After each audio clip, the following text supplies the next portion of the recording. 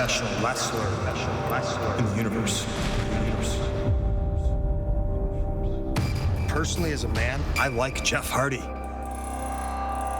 I've spent time with Jeff Hardy. What I don't like is how other people treat Jeff Hardy. Austin Aries, the man, the greatest man that ever lived. I don't know what that means. Austin Aries, the wrestler. Crazy talented, man. Just off the charts talent. He's a little overconfident, though. Jeff Hardy, for one night at Bound for Glory, I made you raise your game to a level you've never raised your game to before. You actually raised your game to the A-double level. But I would bet that Jeff Hardy cannot duplicate that performance. It's a twist of fate. What an amazing match. Congratulations to the new World Heavyweight Champion, Jeff Hardy. Right now, I am the best professional wrestler on this planet. Creatures, we did it! We did it! I'm gonna do whatever it takes to make sure you don't raise your game to that level. You never know what's gonna happen in a ladder match. Jeff Hardy versus Austin Aries, you really don't know what's gonna happen. It's a different zone here, a different, dimension. If anything, it's my dimension. The odds are against him in this match and very much with me. Come turning point, we'll get that ladder out there. And I'm gonna prove why I am the greatest man that ever lived. At Turning Point, my prediction is to once again steal the show. I've had some ladder wars very early in my career. I did a lot of damage to myself and to the people I wrestled. Did it for about $50. If I was willing to do all that to myself 12 years ago for $50, what do you think I'm willing to go through now? What do you think I'm willing to do to make sure that this comes back to where it belongs? I have nothing at all to lose here, Jeff. You do. You do. And now, TNA Wrestling and Direct Auto Insurance present Turning Point.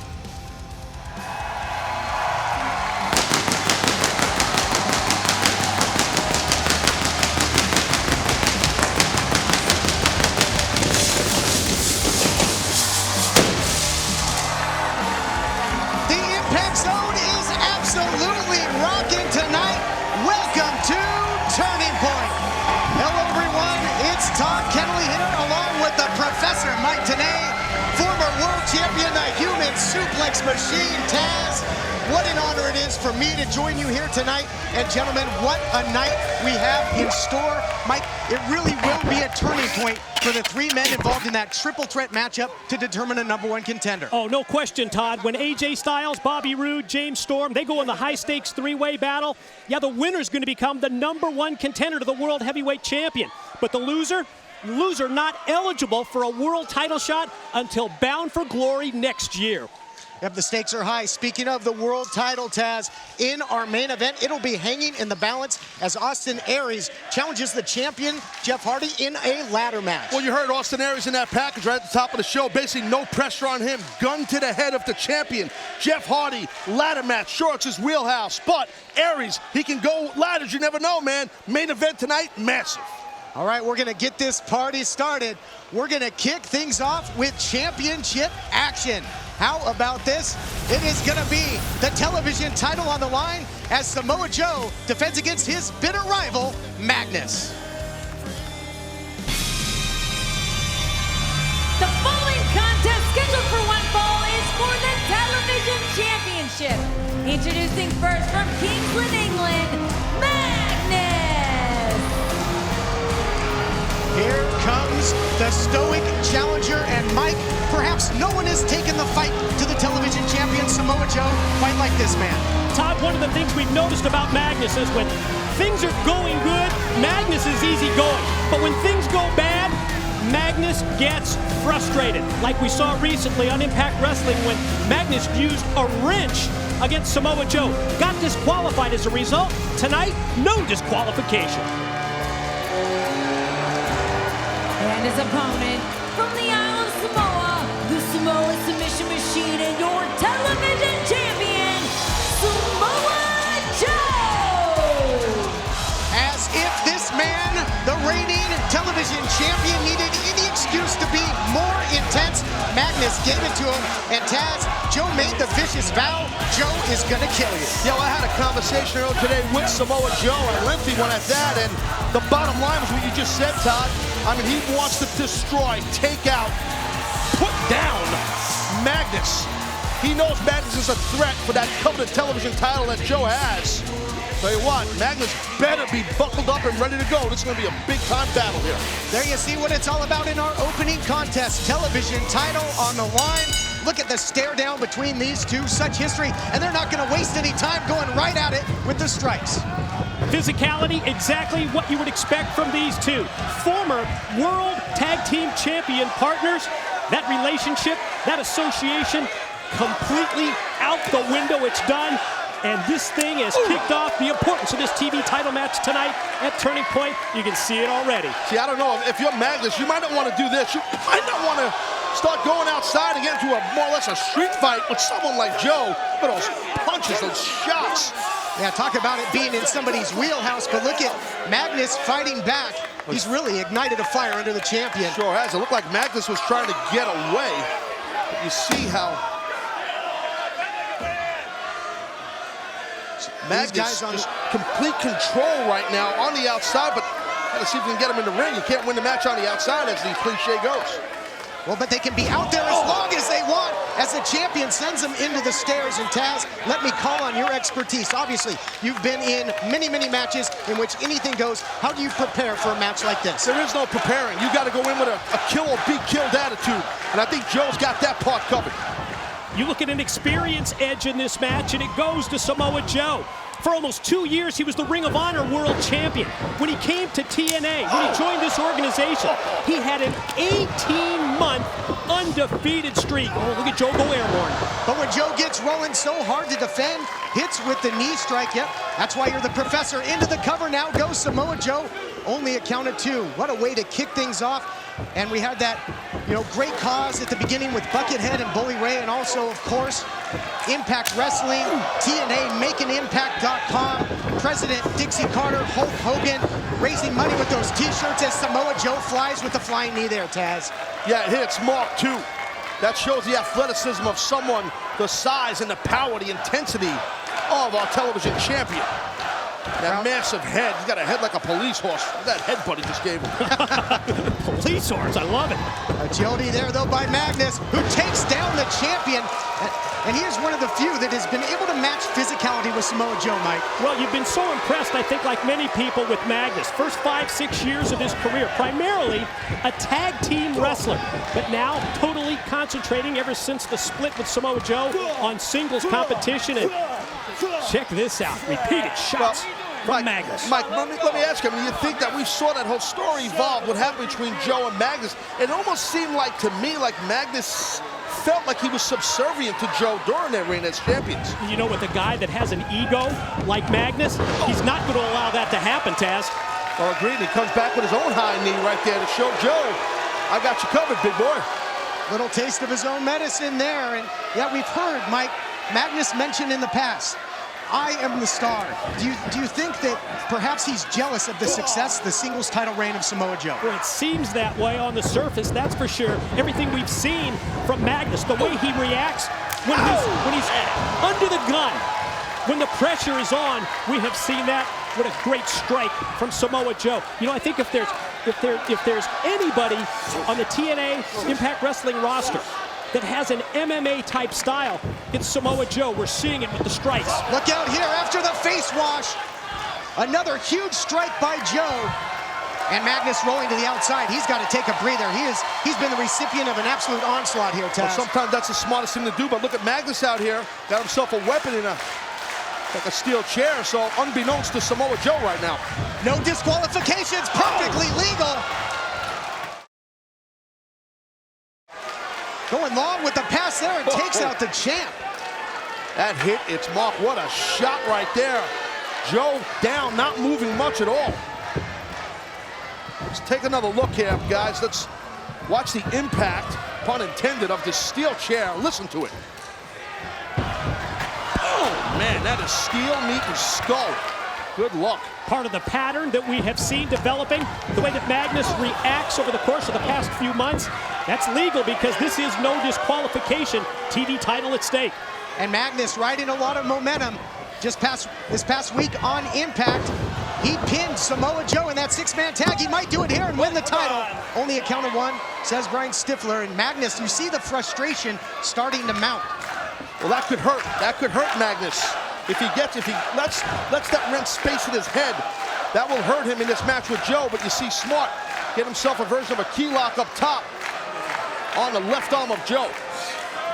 And Mike, to take a trip back into history, you'll recall it was towards the end of the Bound for Glory series that Magnus really went after the arm of Samoa Joe using a chair to just decimate the champion. Yeah, and we saw again tonight, Magnus not afraid to take the low road, but tonight it's legal.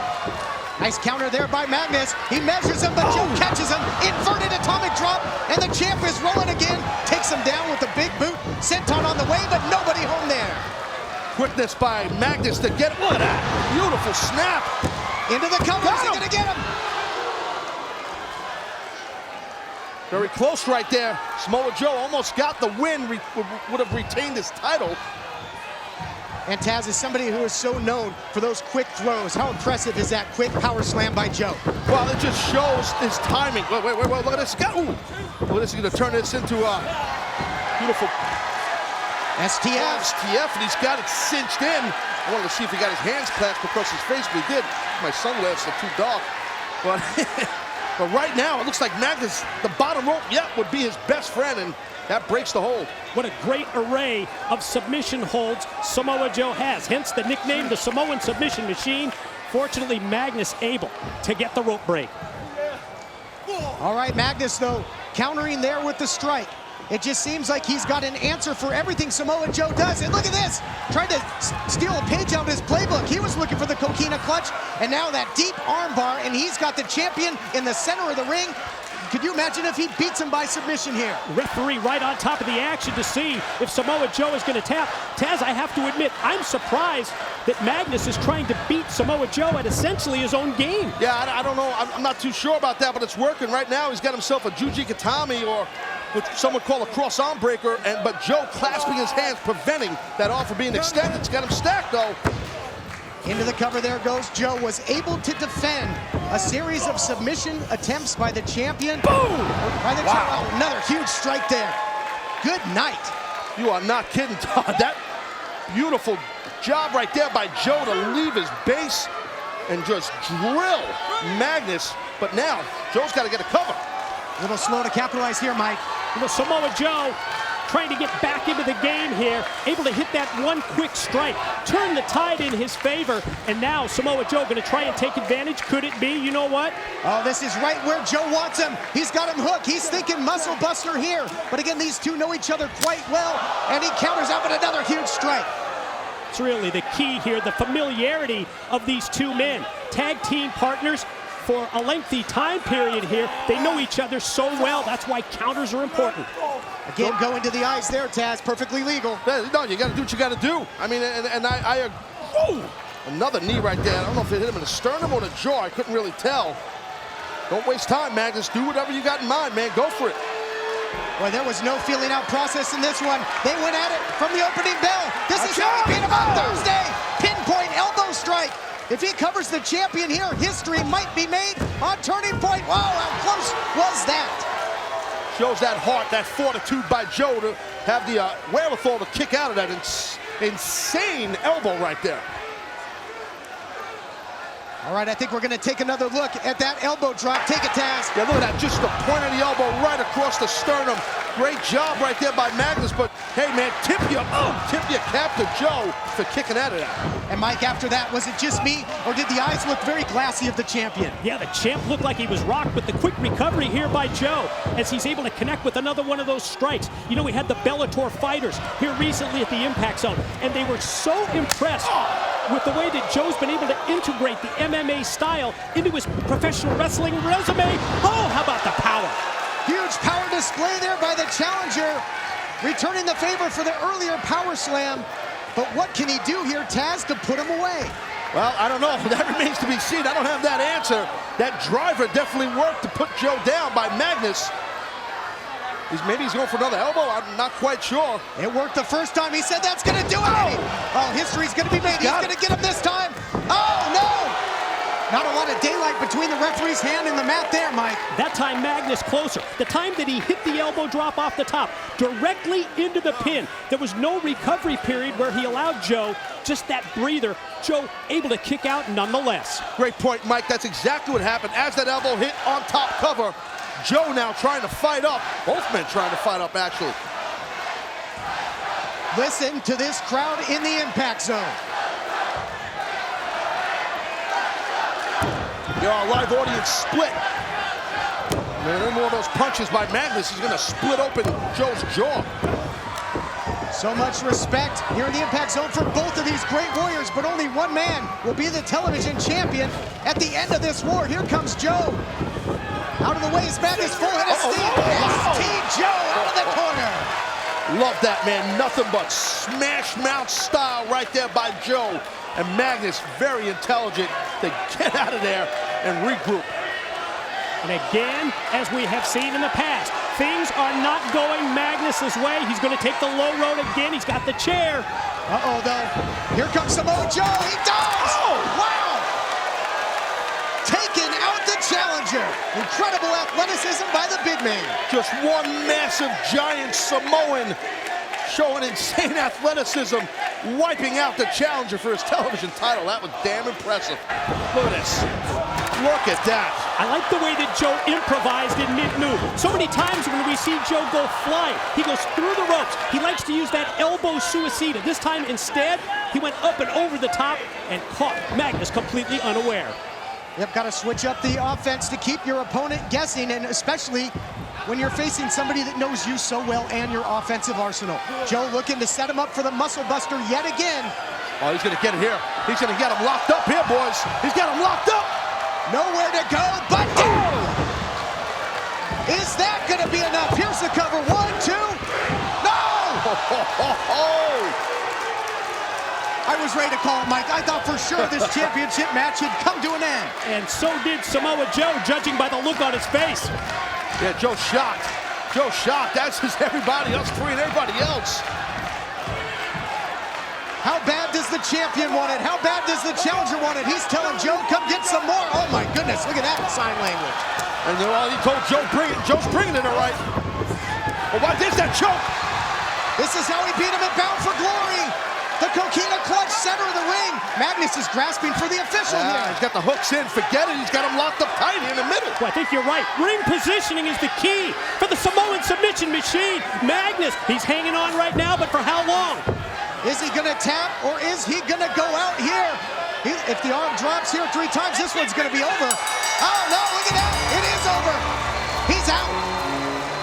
Your winner and still television champion, Samoa Joe. Dominant title defense, but what a war that was. You know, Magnus was game. He was up to the challenge, but he just could not defend the coquina clutch. Oh, no shame in that. No shame in that if you're Magnus. I mean, that was a hell of a contest. He's not caught with that choke. All right, we're going to relive some of the action, and boy, there was a lot of it. Oh, yeah, it was back and forth, per se. I mean, you just see both these men, the disdain and hatred for each other. And that right there, I thought might have been it for Joe, that huge chair shot. But Samoa Joe just kept bringing the offense. How about this elbow? Awesome stuff there by Magnus. Not enough, though. That was the near fall. You saw the escape by Samoa Joe. Boom! Joe saw Magnus coming in the corner. Again, familiarity of these two men, and then the way that Joe improvised when he went flying over the top. At the end of the day, the muscle buster. And once that thing landed, we thought it was over, and it wasn't enough. But I definitely think it weakened him once Joe was able to hit that choke, and the muscle buster added to this victory, I believe. Great job, great match. What a match. Let's head to the back with JB.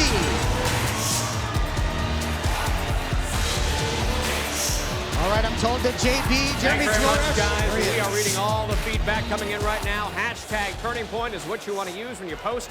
We're reading it all here backstage, as well as putting up exclusive content all night long at Impact Wrestling on Twitter.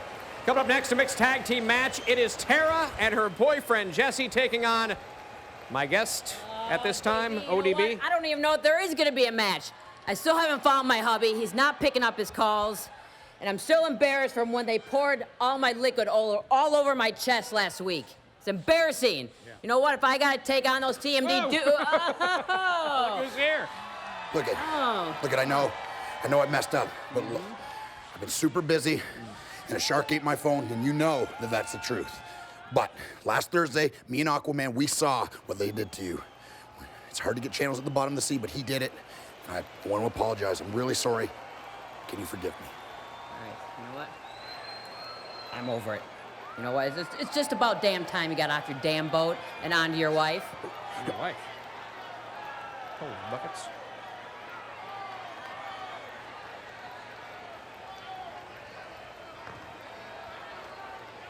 Guys, we got a match. You know it's been a while. Oh. Mixed tag match coming up next. All right, give me that. Match. Tara and Jesse, we're the power couple here. We're going to show you why. You ready? Yeah. Come on. Do this. All right, mixed tag team match coming up next here at Turning Point. That might be the most action JB's seen in months. Jeez. The following contest scheduled for one fall is a mixed tag match. Introducing first the team of Jesse and your knockout champion, Tara. Well, it seems as if this Hollywood couple of Tara and Jesse aren't the only ones that can engage in a little makeout section, a little console hockey. Hey, listen, I'm very impressed with these two young people right here.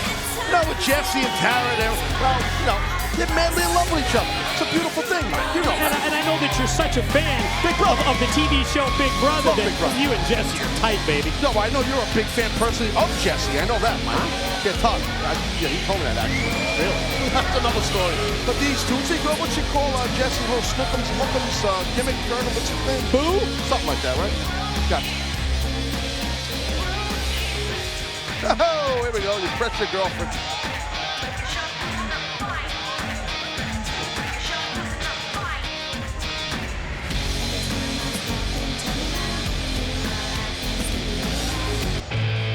And their opponents, your knockout tag team champions, ODB and Eric Young. EY's back, baby.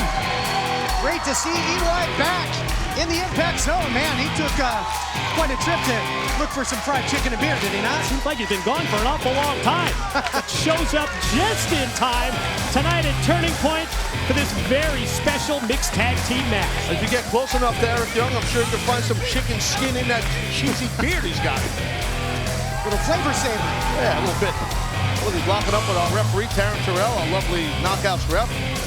Well, Mike, the more things change, the more they stay the same around here. Oh, it's great to have Eric Young back in the Impact Zone. ODB showed how much he's missed EY, like all of us have as well. Yeah, ODB really missed EY last week. Taz, you'll remember how impressive ODB was. Got the victory in a handicap match against Tara and Jesse. But after the match, they attacked her and poured that flask out all over. Yeah, definitely disrespected ODB. I mean, ODB, listen, she's a wild one. We know that. That's well documented. But she didn't take kindly to these two here pouring the liquid all over her. You heard her say that. But we shall see now. Our hubby's back in the house. And this should be pretty interesting here to see. Two complete polar opposite type of couples. You know it's interesting and you know it's going to be amusing when Eric Young and ODB are involved. One team likes a fine wine. The other team, well, they like Peel's beer. Peel's? Remember Peel? You remember that? Peel's. Show my age. Must be a Northeast thing. There you go. Contrasting styles and preferences of alcohol. Now, Mike, you're the professor. Let me put you on the spot. Talk strategy in this tag team matchup. Well, you look at the knockouts squaring off, Tara and ODB. Tara's the most experienced of anyone on the Impact Wrestling roster when it comes to the knockouts. Now in her record-tying 5th reign as the TNA Knockout Champ, but she turns things over to the other half of the Hollywood Power Couple. Into the roll-up here. That's how Jesse defeated ODB a couple weeks back. But now Jesse here got caught. Tell you what, most men are afraid of ODB, and rightfully so. Look at the power here, atomic drop. Little game of human ping pong going on here, Mike. Back and forth between EY and ODB. Jesse caught in the wrong side of town. Oh, you can get smothered to death there. Forget about it. You know, EY's been out doing some fishing. I don't think he has a motorboat that big. Yeah, good point. Double teaming now by the Knockouts Tag Team Champions. Out here, what's it gonna be? Covered now by Eric Young. Terrence Terrell into position to make the count. Only a count of 2. There's a great chance here that Terrence Terrell is quite possibly the greatest referee in the history of refereeing. I want to point that out. I don't think you're going to get many arguments from Todd or myself when it comes to that. Both you guys were silent stiff. Look at the quickness here, the agility. Yeah, that's for sure. Nice drop kick by Eric Young. Looks like he hasn't missed a step, gentlemen. Into the cover now. Well, he's wearing those Whataburger trunks he's got on there. The brown and orange, whatever the hell he's got on there. Maybe they used to be blue, now they're brown. Don't question the wrestling ability of Eric Young. No, I'm questioning his attire. Well, you can do that. Here comes the double team. Absolutely. Send him in. They've isolated Jesse. Uh-oh. Oh, God. Watch out. Little Bronco busting time. Yeah, that's Bronco buster, all right. A trip to the Dirty South. Well said, my friend. Well, look. What he was. Like, he says, I'll have what he's having. Tara not having any of it. Yep, Knockouts champion. Buzzkill there, taking all the fun out of this one. Tag is made and EY checks back in. Backing up Tara into the corner. Tara wants no part of EY, and look at Jesse now. Well, Jesse saw the opportunity to attack Eric Young from behind, and he sure did. And this Jesse, he's put together. He's some kind of athlete. You can see his eyes, that intensity he's got. That powerful forearm strike, and then hung him up over that second rope, just trying to take some of the frenetic energy out of EY and takes him down with a huge backdrop there, quickly into the cover, Mike. Here's the count. 2. Is he going to get him? No. Yeah, Jesse definitely, you can just tell. I mean, you know, listen, we've seen Jesse here. He's with his little lovey-hovey there in Paris, but I'd like to see this guy in some singles matches, see what he's got. I tell you, he's got a certain type of, in his eyes, it's just got a range it's to intensity, it. Yeah, isn't I like it? I think it's a great trait. Full mount here by the Knockouts champ. Big kick out there by Eric Young. Were you impressed moments ago, Mike, with the skills of Jesse in there? I mean, as you mentioned, EY, a great competitor. Well, Eric Young is one of those guys who, while he's so amusing, and especially here with ODB as tag team partner, the husband and wife team, don't discount Eric Young's wrestling ability. Former X Division champion, former multi-time tag team champion, going back to the Team Canada days here in TNA and Impact Wrestling. Well, definitely, Mike, I completely agree. I mean, look, Eric Young can get her done in the ring, that's for sure. I mean, he's had a little bit of a layoff, but he looks pretty good, except for that power slam right there.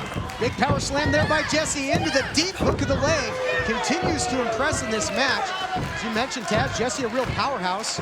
He has nicknamed both of his biceps. His right is continuously, his left is awesome, so combined they are continuously awesome. I thought it was cuff and link. Oh, look at this. ODB got a little hung up in the ropes.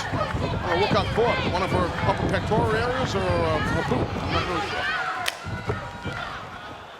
Tara making the phantom tag there now into the cover. I don't know if Terrence Terrell's going to allow it. Into the cover now. Counted 2. EY's got to find a way to get to the corner and tag in ODB. Yeah, I completely agree. That's what has to happen. You see the constant tags by Tara and Jesse. And Jesse just full court press right here. That's the key. Yep. It's Jesse exploiting the power game, that power advantage that he has over Eric Young, who obviously has the experience edge. And smart move there. Took him right back over to the corner, makes the tag. Hey, little smooch. I don't think I've ever seen that. The double Russian leg sweep with a little kiss before that. Into the cover. Is that going to do it? EY's in trouble here. No, that's how it's done in Moscow. It's a Russian leg sweep. You get it, Todd? You're not used to me. I'm sorry. Double Russian. I'd say yet to that, actually, Taz. I don't think so. Could be wrong. Yeah, it could be. But Eric Young needs to try to get over there to ODB, as we've been saying, but Jesse and Tara doing a great job cutting the ring in half. For some reason, ODB slapping her own ass. I don't get that, but that's fine. It's cool. Trying to get the crowd going. That should do it. I guess, yeah. Jesse now has got a, I guess that would be awesome, that is wrapped around the throat there of Eric Young. Trying to wear him down. EY feeding off the crowd here in the impact zone. At turning point, gets back to a vertical base.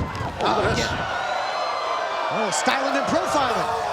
Yeah, nice, well placed. Look at that. Whoa! Look at Eric Young here. Boom! What a haymaker there. Looking to follow up. Oh, wow. Both men hit hard and heavy. Both men looking for the clothesline there, Mike. But the head of steam behind that shot. Eric really had the momentum rolling as he and Jesse had that mid-ring collision. Yeah, both men's necks kind of whiplash. Whoa, whoa, whoa, whoa. Little liquid courage here. She's getting all fired up. She's rocking and rolling, ODB. Good to see that ODB was able to replenish that flask after Thursday's Impact. More double teaming here by the Hollywood power couple, but not if ODB has anything to say about it. Oh! Oh, little yambag Yahtzee right there. Oh, man. ODB, I don't know what the hell she's doing. I think she was trying to get EY over to their side of the ring, at least in the neighborhood for a tag, one would presume. Oh, here we go. Thanks for clearing that up, Mike. ODB in, though. She's full of fire here and fire water for that matter. Just dropping Jesse with... Yes, press. Little ground and pound out of the full mount. Yeah, just like Lou used to do it. A little bit different. Oh, look at Tara. Oh, man. That'll leave a handprint, right? Huge shot there by ODB, who's rolling now. She has a recent victory over the Knockouts champion. She can pin her again here. It would turn a lot of heads, you gotta think. Maybe a future title shot. She's looking for the bam. She's got her center of the ring, and she nails her with it. Tara close to that bottom rope. Tara, smart, rolled out of the ring to prevent getting covered. Oh, see that shot coming by Jesse. What a cheap shot there by Mr. Spectacular. And now it's Jesse's opportunity to see if he can take this match, put it in the win column for himself and the Knockouts champ Tara. I think Eric tagged in. Yeah, he did. Tag in, strip down. Take your pants off. It's all part of a Sunday night in Orlando. Take your pants off. Scoop and a slam by ODB. Deposits. Jesse for the huge elbow drop. Into the cover. EY's gonna get him. Yes. Your winners, ODB and Eric Young. Quite possibly nothing worse than getting pinned by a guy in Speedos. I mean, it's American flag Speedos, and now they're picking up where they left off backstage where JB witnessed that. So thank God they stopped. Entertaining action there by Eric Young and ODB, the Knockouts Tag Team Champions. It's gonna be a real wild night tonight at the Motel 6, boys. May not have to wait till they get to the motel, Taz. Oh, yeah. Look at that full body slam by ODB right on Jesse, and here comes... That's the Speedo elbow drop. Exactly. EY grabs the Duke for him and his blushing bride. What a happy couple.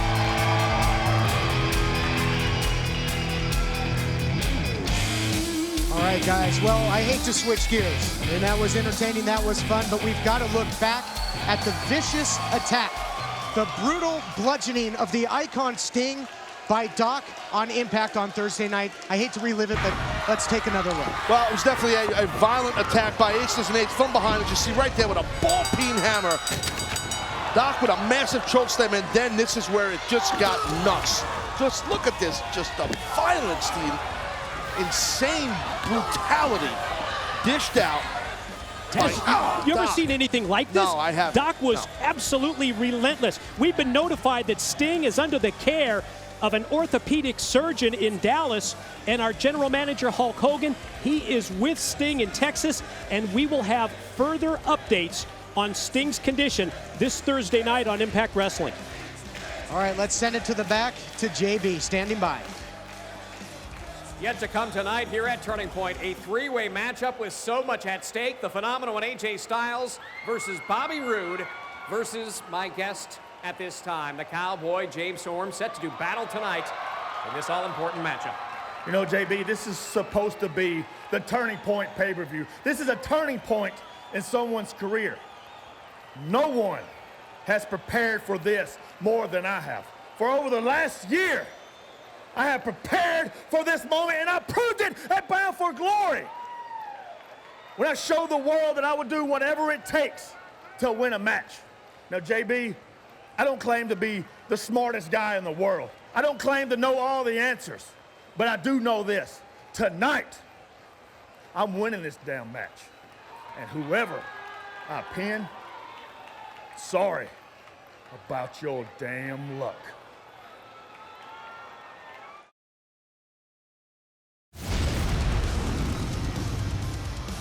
Getting set for our match for the X Division Championship. As RVD defends against the man who's bringing Sleazy back, take us through the facts here, the X Factors. It was last month, Bound for Glory. Rob Van Dam kicked off that huge pay-per-view, defeating Zema Ion to become X Division champion for the very first time. Also in Phoenix, we first saw the pairing of Joey Ryan and Matt Morgan. The two came together because they both felt that they were disrespected. Morgan has provided a physical presence as Ryan's partner in crime. And then Thursday on Impact Wrestling, Hulk Hogan laid down the law to Matt Morgan.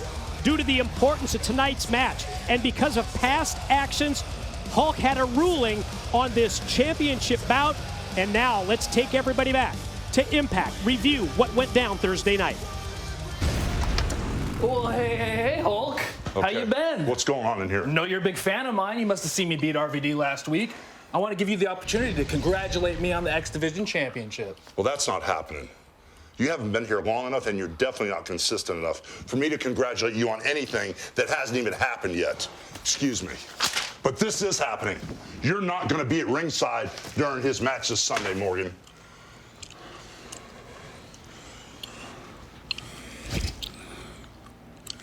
You still have no idea who you're messing with, do you, Hulk? But you're gonna find out yet again. Come on, Joey, let's go.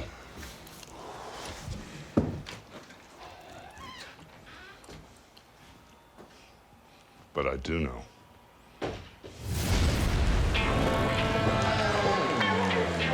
The following contest scheduled for one fall is for the X Division Championship. Introducing first from Los Angeles, California, Joey Ryan. Joey Ryan, the man who's trying to bring Sleazy back, but well, he put the X Division title around his waist tonight.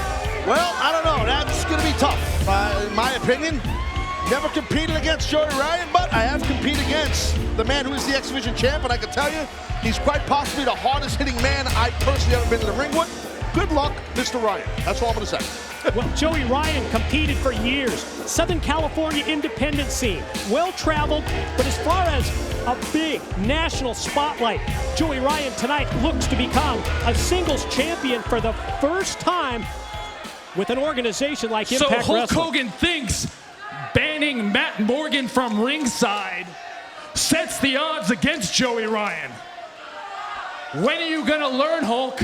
Matt Morgan and Joey Ryan, we don't answer to anyone, especially you, Hulk. Matt Morgan is not here simply because I asked him to stay in the back, because I feel like you are underestimating me, Hulk. I've been defying odds since the first day I got here.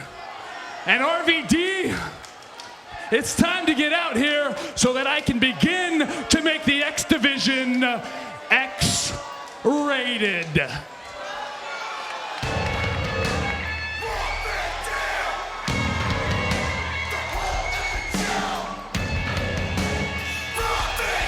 And his opponent from Battle Creek, Michigan, your X Division champion, Rob Van Dam.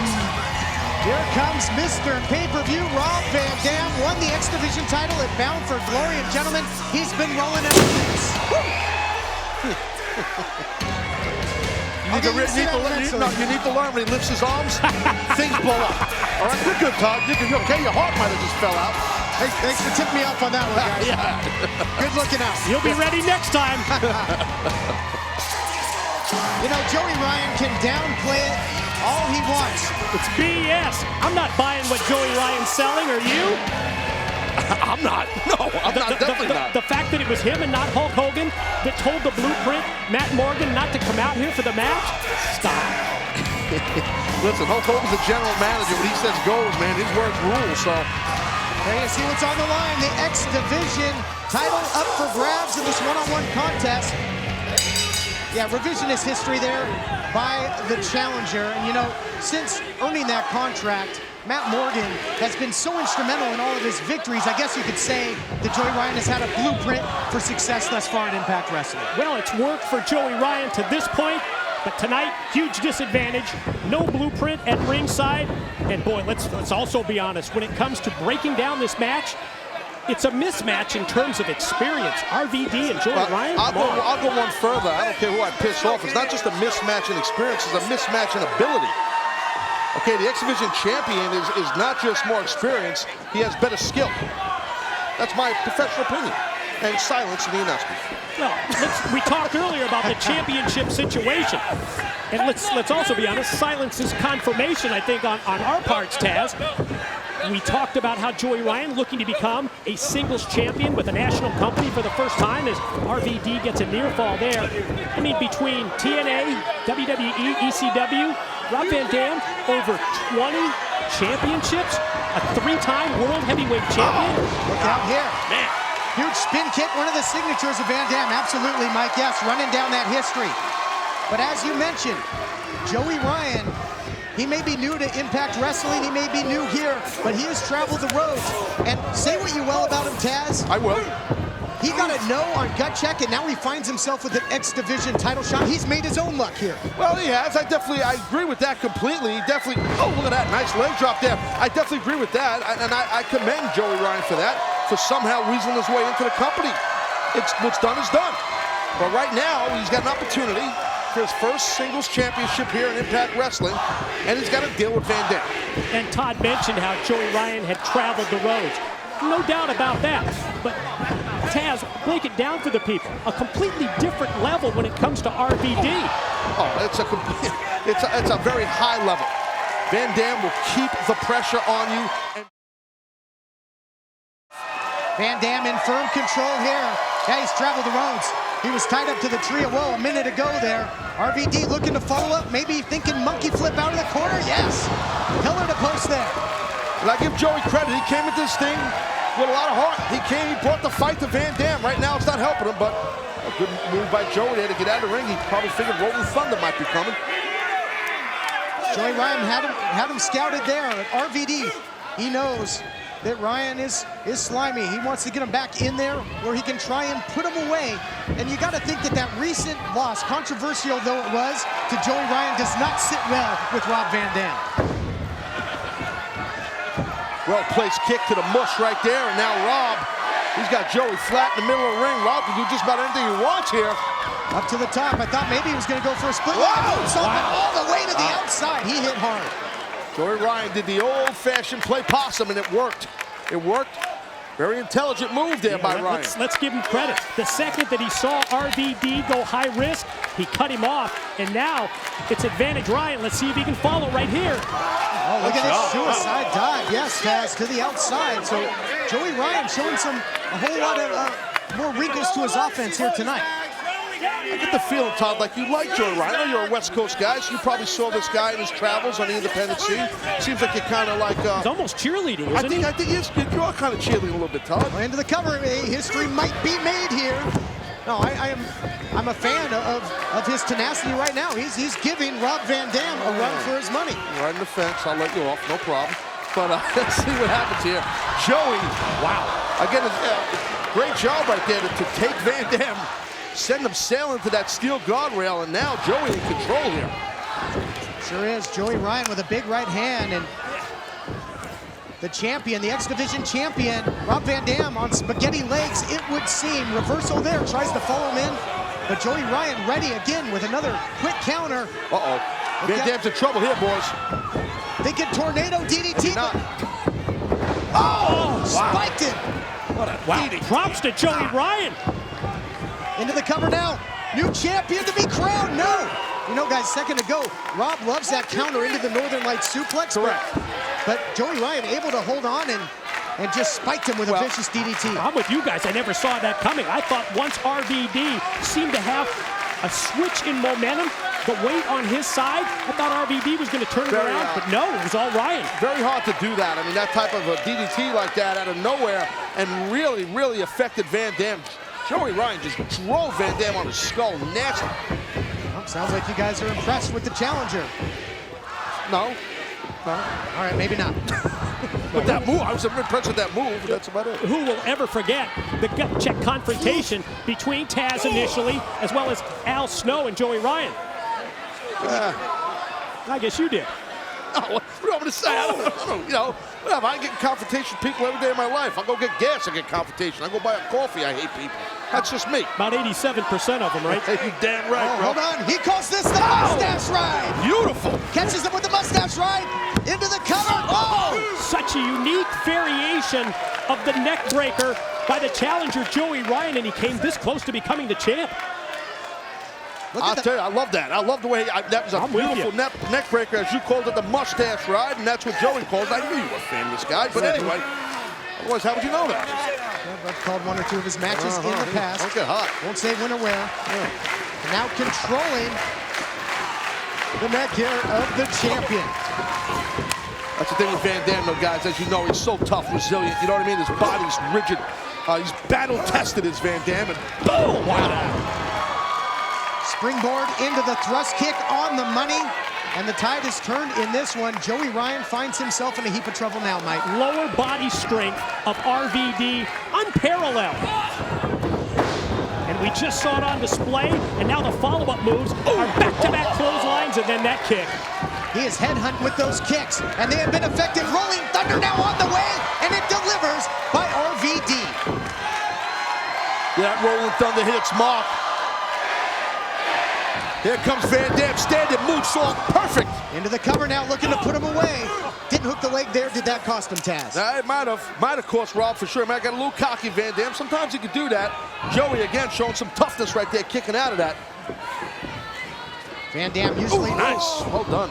Nice counter into the jawbreaker. Tries to roll him up, but too close to the ropes. Yeah, you got to know where you are in the ring. Hold on here. He knew exactly where he was in the ring. I stand corrected. I was going to say, why roll a guy up near the ropes, but if you're going to cheat. Yeah, he had a plan, didn't he? He sure didn't. I like Joey's plan that he had. It didn't work, but it was good. Yeah, I'm with you. At first I thought he has no idea where he's at. Well, right now he definitely don't know because he got his face kicked in. That's for sure. RVD stepping through. He loves that as a setup. Perhaps it's going to be time for the 5-star frog splash perched up. The challenger not moving. Oh, and he hits it. 5-star frog splash. Van Dam now into the cover here. 2, and yes. Your winner and still X Division champion, Rob Van Dam. Well, I got to say, in defense to Joey Ryan, I mean, he put up a hell of a fight, but not having Matt Morgan out here, Hulk Hogan banning Matt Morgan from being out here during this match, this past Thursday at Impact, I think it definitely hurt Joey Ryan's chances to become X Division champ. Boy, I'm with you. I'm not sure that it was a complete difference maker, but it was a big edge for the defending champ RVD. All right, now it is time for our direct impact of the night, brought to you by Direct Auto Insurance. Yeah, as you see, as you're about to see, I should say, right here, the world famous 5-star frog splash. It hit its mark. That just takes the wind right out of you. Welcome to the big time, Mr. Ryan. Put up a hell of a fight. No X title for you tonight. Well, that looks good from every angle, doesn't it? Well, it does, buddy. All right, that was our direct impact of the night, brought to you by Direct Auto Insurance. For a free quote, call 877-GO-DIRECT or visit directgeneral.com. Yeah, super impressive win for the defending X Division champion Rob Van Dam tonight at Turning Point. Yeah, Van Dam bringing those powerful kicks, that powerful 5-star frog splash. Oh, God! Oh! Where'd he come from? Sudden impact there out of nowhere. The blueprint, Matt Morgan with the carbon footprint. Oh, my goodness.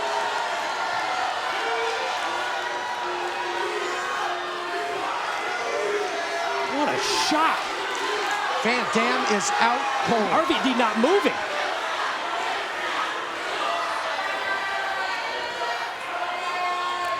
Well, thank you very much, guys. A lot going on here backstage. Want to remind everybody to include your hashtag Turning Point In your post tonight, we are reading your tweets as they are posted and putting up a lot of content tonight from backstage.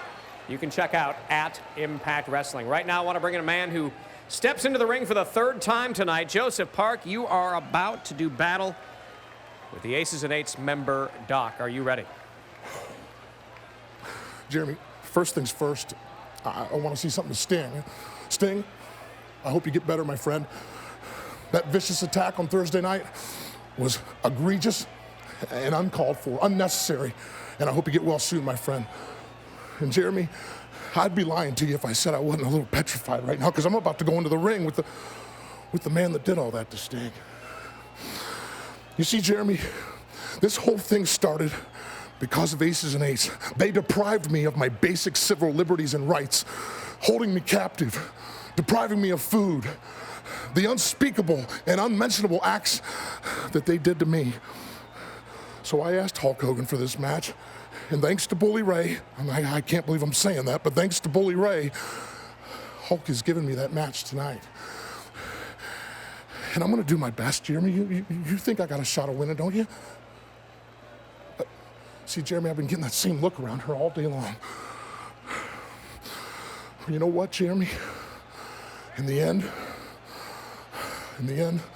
I have to do what I said I was gonna do. It's not about being an attorney, Jeremy. Tonight it's about being a man. And yeah, I'm probably gonna get my butt kicked pretty good. But you know what? I'm going in the ring as a man. And I'm coming out as one too. Good luck tonight. Thanks, Jeremy. Thank you.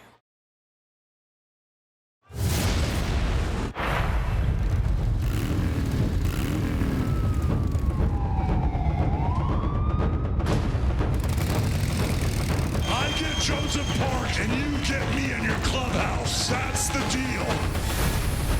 You see that Joseph Park is just doing his job. But his job is bringing them very close to Aces and Eights business. Who I am isn't really important right now. Where's Parks? We are all ready to die for the Brotherhood. Smack down here at Joseph Park. What the hell? Joseph Park just hits a shot himself. He's busted the head, comes right off the guardrail. So when you boil all the facts down, guys, what they did to me was egregious and with forethought of malcontent. Now I'm asking you, Hulk, I stood by you guys, now you stand by me. Give me Aces and Eights. Oh, Give me one of them. Just one of them. Since day one, I've always said, I am not a wrestler. I am an attorney. It doesn't matter if I'm a wrestler. It doesn't matter if I'm an attorney. What matters is that I'm a man. I now challenge any member from Aces and Eights to a fight. Joseph Park has been begging to get at Aces and Eights for everything that they did to him. He's not a trained wrestler. He's getting in the ring. Probably shouldn't be in there, Mike. And now Joseph Park. Oh my God! Whoa! I know that guy. Well, that's a big man with an even bigger reputation. Look out! An enforcer for some of the biggest names in the business, unmasked, as a member of Aces and Eights. Joseph Park prepares to battle Aces and Eights member Doc. The following contest is scheduled for one fall. Introducing first, representing Aces and Eights, Doc! Joseph Park had asked GM Hulk Hogan for this one-on-one matchup with a member of Aces and Eights. And he might question that now after we saw the brutal attack by this man, Doc. It seems, Taz, if he will stop at nothing to earn the respect of this game to get patched in officially. Well, yeah, he has to do what he has to do, meaning this man, Doc. He's got to impress the other members of Aces and Eights to get patched in. So we saw that insane brutality that he put on Sting with that ball-peen hammer this past week on Impact. And now, my opinion, I think it's like, what's that, lamb to the slaughter? That's the expression, right? I mean, that might be the slaughter, and the lamb is an attorney. Well, Aces and Eights so upset when Doc was unmasked recently on Impact Wrestling. To Aces and Eights, it's all about protecting the identity. And his opponent from Chicago, Illinois, Joseph Park. Joseph Park making his way to the ring for this match that he asked for. Certainly has the support of the crowd here at the Impact Zone. He's nervous, guys. Listen, he's nervous. Said he was petrified, and after what we saw Thursday night with Doc's relentless attack on Sting, can you blame him? No, can't blame him at all. And Taz, you know, as an athlete, when you second guess yourself, when you're apprehensive, when you're afraid, that's when you get hurt out there. Damn right. I agree with that, Todd. And that's exactly when you get hurt. Look at the face there. That's confidence. That's like, boy, are you crazy getting in here with me? That's what that face just told me by Doc. One of the questions that I have is, after the attack on Sting by Doc, what do you think the other members of Aces and Eights think? Do you think maybe it got him back into good graces a little bit? I would think so. I mean, if you're looking for a guy who's violent and whacked out of his mind after what he did to Sting, meaning Doc, how would you not want him in Aces and Eights? I'll keep him in Aces and Eights, I should say. Taz, they said, show us why you deserve a seat at the table. I think he delivered. Look at this. Yeah, he sure did. Joseph Park went for a single leg. Didn't really work. Sure did there. Went, shot in for the low single. I mean, sound strategy, trying to get the big man off of his vertical base, but look at this. Well, I don't know if he should be trying to, listen, this guy, Joseph Park, he's not a trained wrestler. He's trying, well, he got hold of the leg. Just shrugged off there, power display by Doc, and do you get a sense, Mike, that Doc is just toying with him here? Well, just judging by the body language, by the facials that we have seen so far from Doc, that looks to be the case, and that close-up shot proves it. As Taz said, just Doc brimming with confidence, but look at the speed here. Oh, what a shot by Joseph Park. That'll get you a shot of confidence with a shot like that. Yeah, he's a big man, this Joseph Park, too. I mean, he's a big meat hoof hands, and now I think Doc, he's just manly and a monster in a Godzilla movie right now. Yeah, that shot was quite the opening statement there by the attorney. He's trying to get out of the way, big man. He's on his bicycle. That's a big bike. Maybe a double-seater. You'll recall Hulk Hogan was so hesitant to put Joseph Park in a one-on-one situation. It was finally Bully Ray who convinced our general manager. That's good. Sorry, Taz. No, you go ahead. I was just going to mention, that brings up a great point. As you touched on earlier, Mike, Hulk Hogan is not here tonight. He's attending the Sting. Just trying to take him out with that chair. You know, Hulk talked about the liability that we would have for Joseph Park in this matchup. Right there, Park got himself out of the way, guys, and what happened is, he went to punch. Doc went to punch Park and hit that steel post. And that's why you're seeing Joseph grab that hand. Ow!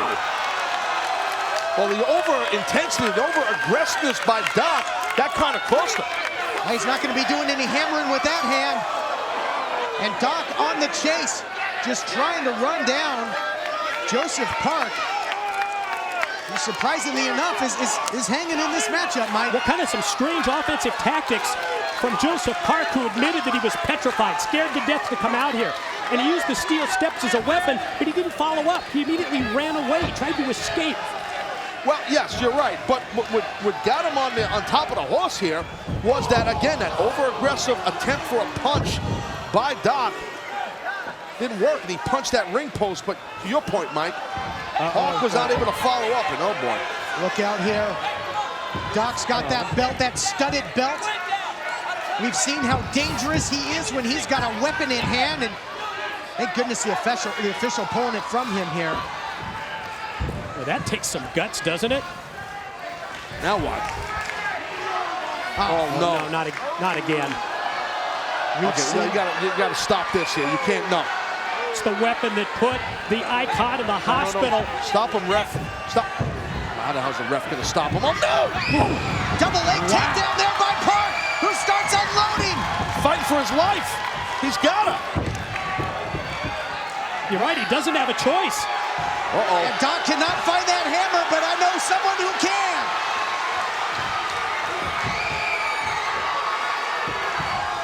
Joseph Park might swing for the fences here, Taz. Is he going to do it? Oh! Well, he who hesitates, you cannot hesitate when you're in between those ropes. Almost as he was thinking about getting vengeance for Sting, but he just waited too long to pull the trigger. Well, I don't think it's in him. I don't think that violent nature is in this guy. He's he's an attorney. He's a big, fun-loving guy. But he has pride. Listen, this guy's got some kind of toughness, Joseph Park. He was in that Aces and Eights clubhouse for how long? Getting freaking tortured. Weeks. Tortured. Yeah, what a strange trip it has been for Joseph Park at Impact Wrestling. Guys, remember, he came here a couple of months ago trying to find his brother, and now he gets involved in this situation with Aces and Eights. Yeah, he got caught up in a bad situation here, and now Doc just starting to take him apart, just raking the face. Look, trying to rearrange that massive face and head that Joseph has. Big elbow drop there by the big man. Yeah, speaking of massive, Doc is huge pin. And you talk about Joseph Park wanting to get revenge for Sting, wanting to get revenge for everything, the hell that Aces and Eights put him through. But think on the flip side, I hate to play devil's advocate, but think of Doc. The embarrassment, the hot water he got into when his mask got ripped off, he wants revenge on Joseph Park as well. Yeah, but everything that we saw, everything we witnessed Thursday night from Doc, it was way over the line. It was out of control what he did to Sting.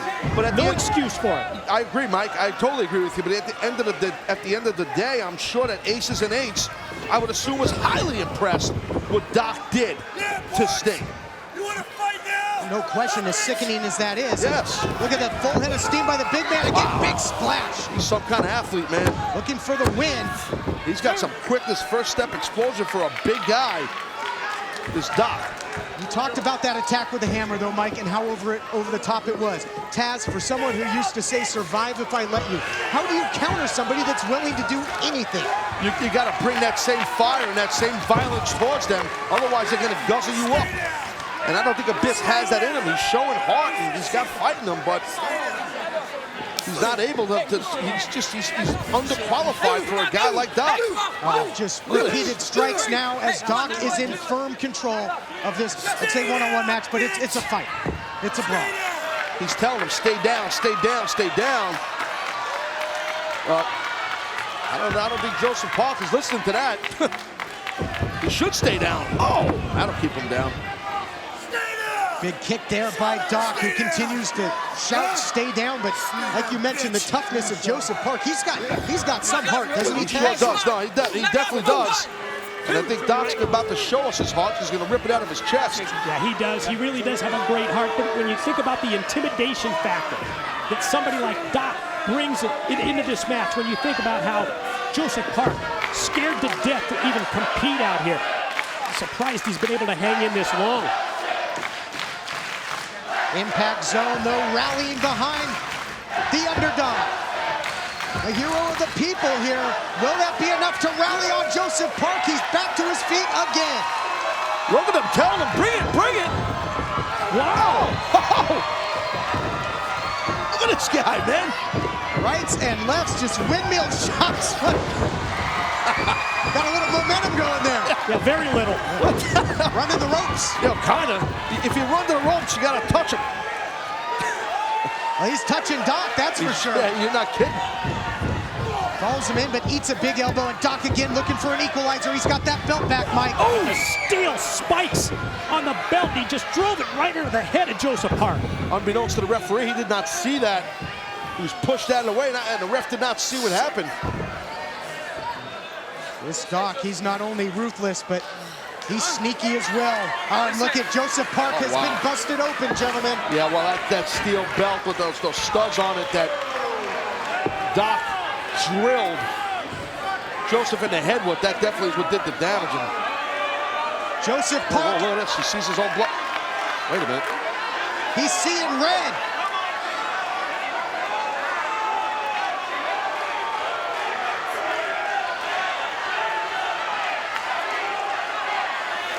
Man, look at his eyes, the change. Look at the change in this guy. What an amazing transformation just in the look and the facials. Whoa! Where did he get this from? And in the body language and the power, look at this. Charging in is Joseph Park. He's got Doc in trouble. Sends him in. Whoa, look out! Black hole slam! That's reminiscent of his brother Abyss. Yeah, shades of the monster that time. Look at the face on this Joseph Park. He freaking snapped.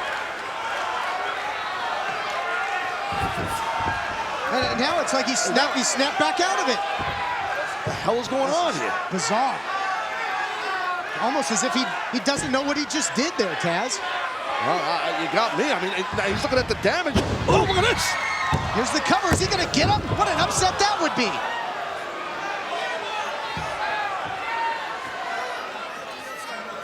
And at what point here, Taz, does the loss of blood become a factor for Joseph Park? Well, I hear you saying. I think it's okay at this point. It's not, I'm not a doctor, that's for sure. What about in terms of his vision, Taz? Well, his vision for sure burns. When that blood gets in your eyes, it gets pasty and thick and it will burn your eyes. So his issue right now is not vision. It's trying to get the hell away from this Doc guy.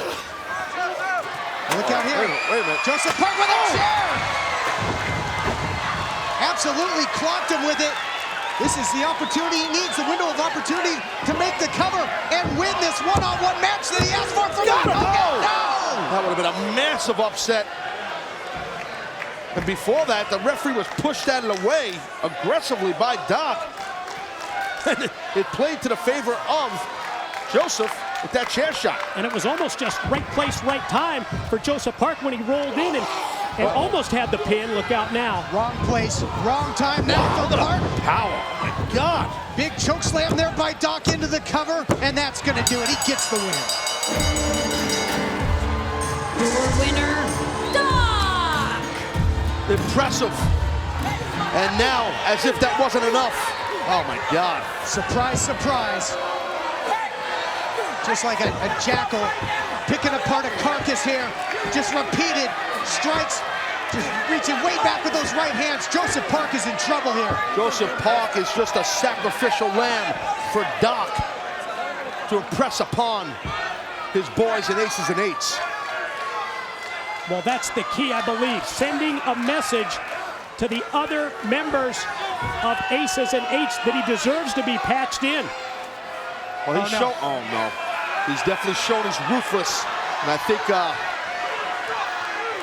we're going to see more of that. This is eerily reminiscent of Thursday night on Impact. Whoa. You'll recall what he did to the icon Sting, who's still in the hospital. Here comes Bully Ray.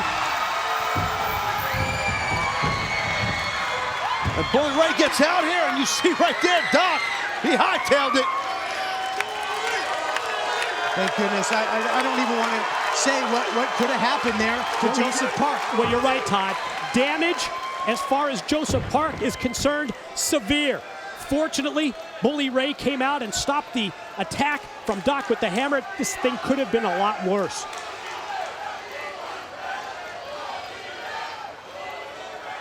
Bully Ray trying to help him up here.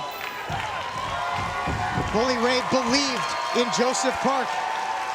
Help make this fight a reality, and he stands by his side now.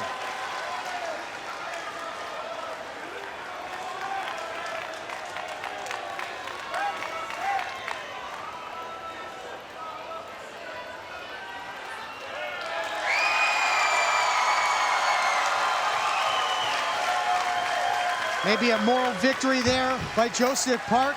JB Jeremy Boris standing by. Thanks, guys. Yeah, moral victory indeed, no question about it. Coming up next, later tonight, we actually have the three-way matchup. We've got the Tag Team World Tag Team Championship matchup next, but this three-way match tonight revolves around the World Heavyweight Championship. And a scenario we could see tonight where one man will emerge as the new #1 contender and one man could emerge as, well, completely out of the title picture altogether until Bound for Glory. We're looking at Bobby Roode.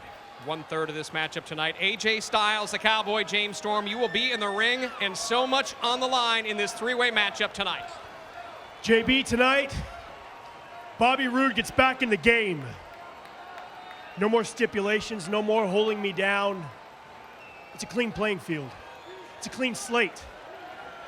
And tonight I'm getting in the ring with two guys who I share a lot in common with. Two guys that knows what it feels to be on top of the mountain, knows what it feels to be a world heavyweight champion. So tonight what I'm going to do, I'm going to walk out there and I'm going to do exactly what I've been doing for the last year, and that's prove to the world why I am the it factor of professional wrestling. Prove that I am James Storm and AJ Styles, the better man. Because you see, the mind games have already started. AJ, 3 nights ago, I beat you right here on Impact. And James Storm, Cowboy, you may have got that last call super kick on me last month. But in your head tonight, you know that if the it factor pins you, if I beat you when I beat you, you're going to be the one standing on the sidelines without a World Heavyweight Championship title shot for almost an entire year.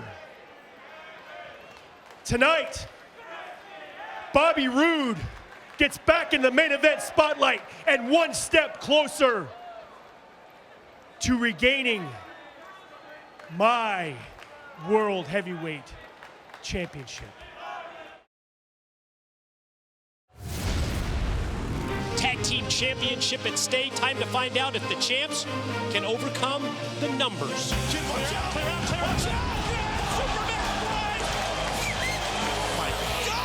Trouble looking out to the floor. Oh, Trouble flies with border toss action. Way across. Border toss it is. Trouble to the top. Splash off the top. Congratulations to the new World Tag Team Champions. When the rematch goes down, 2-on-2, you can't beat us. We've proven it on Impact, and we'll prove it again. We're gonna kick the dog out of you, son. And that's because we're the only World Tag Team Champions of the world. At Bound for Glory, our tag team titles were taken from us illegally by 2 men who are probably in this country illegally. Nothing would make Hernandez and I more happy. We can take these tag team championship belts and shove them right down your throat. Tonight is open fight night. We're calling out 2 men who are fiercely proud of their Latino heritage. One, a member of wrestling's most respected family. The other, world-renowned for his immense size and superhuman strength. Hector Guerrero and El Grande, Willie Urbina. Come on. Daniels and Kazarian have called out our Spanish announce team on Open Fight Night, Todd, really? Chico, no. Okay, well, what do you think this will do?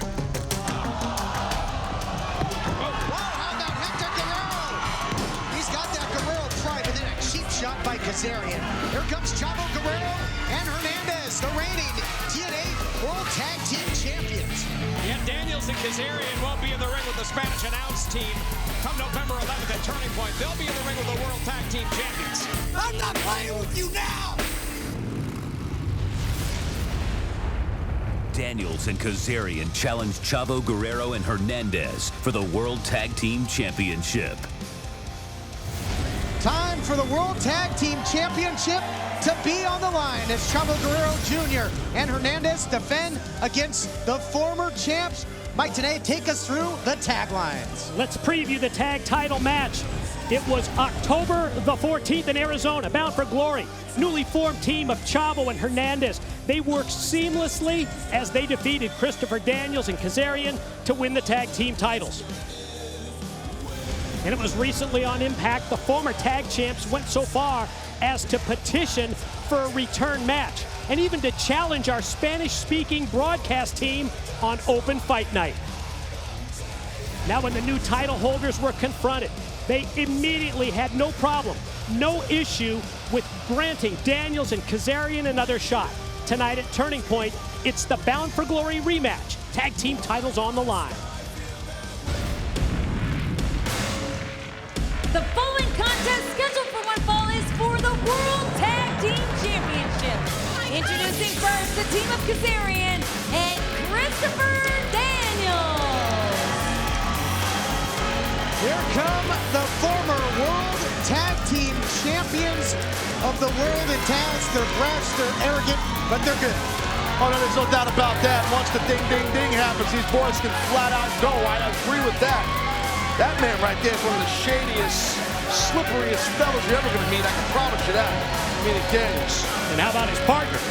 Yeah, he's just shady. Straight up shady. Both these guys. But you know what? Former champs, definitely, like I said, when the match starts, you're not going to find better.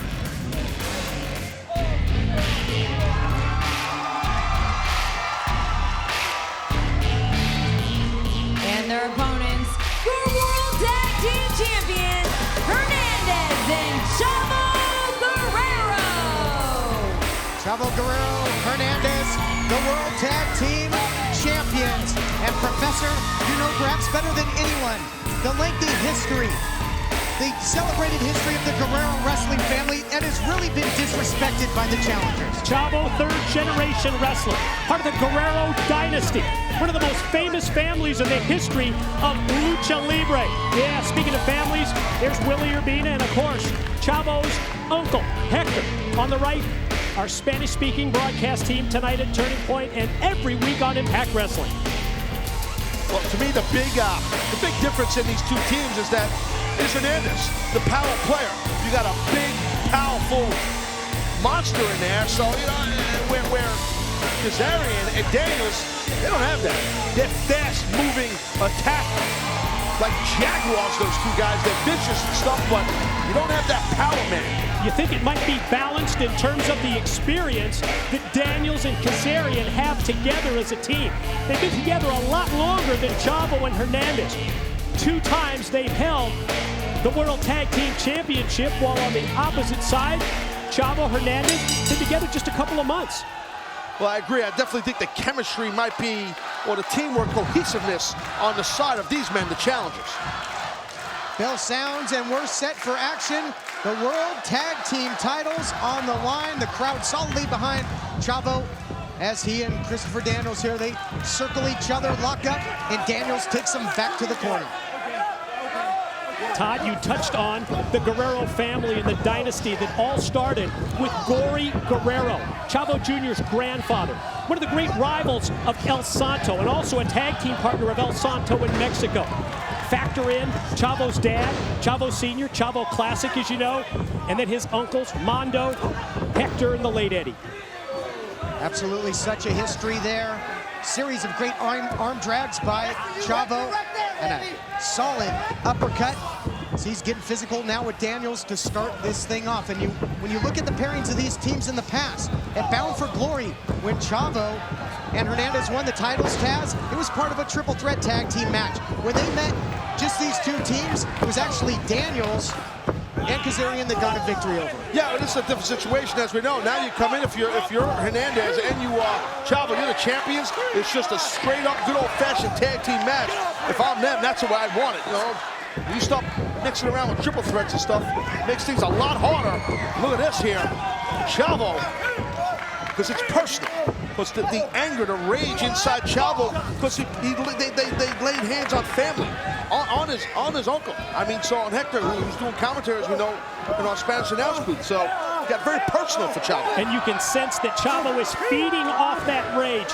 See him here with the corner mount. What I really liked about the new tag team champions, as Chavo just got clocked that time by Kazarian, shot from behind. I love their confidence in terms of not being afraid to go right back into the fire here and put the tag team titles on the line, but the challengers are taking control. The challengers are so good at the deception, at dividing and conquering, and double teaming. Gutbuster there by Daniels, who now turns it over to his partner, Kazarian, who checks to the outside, but frequent tag now made here as the challengers are rolling early on in this tag team title matchup. Well, they found themselves, oh, look at this.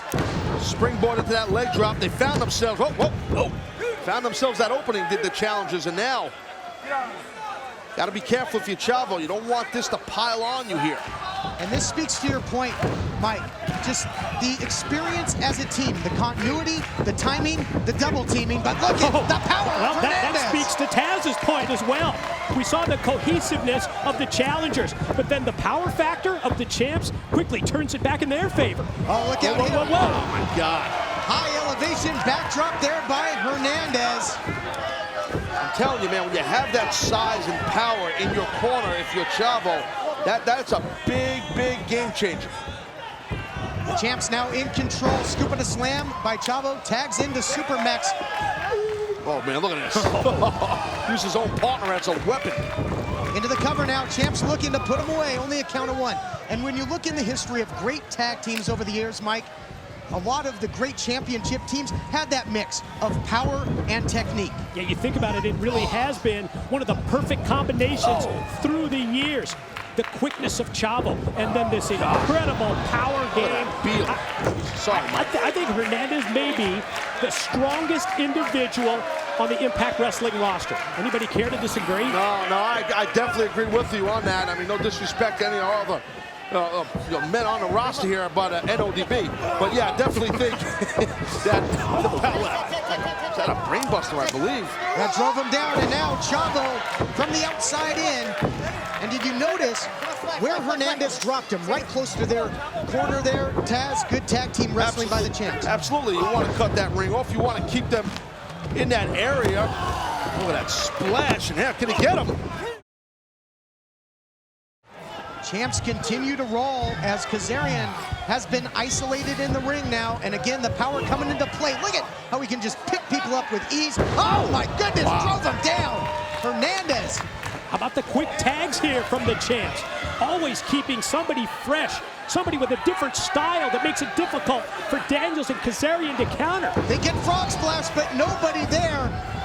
They've won so many matches, and Chavo, of course, over the years, countless matches, he has won with that frog splash.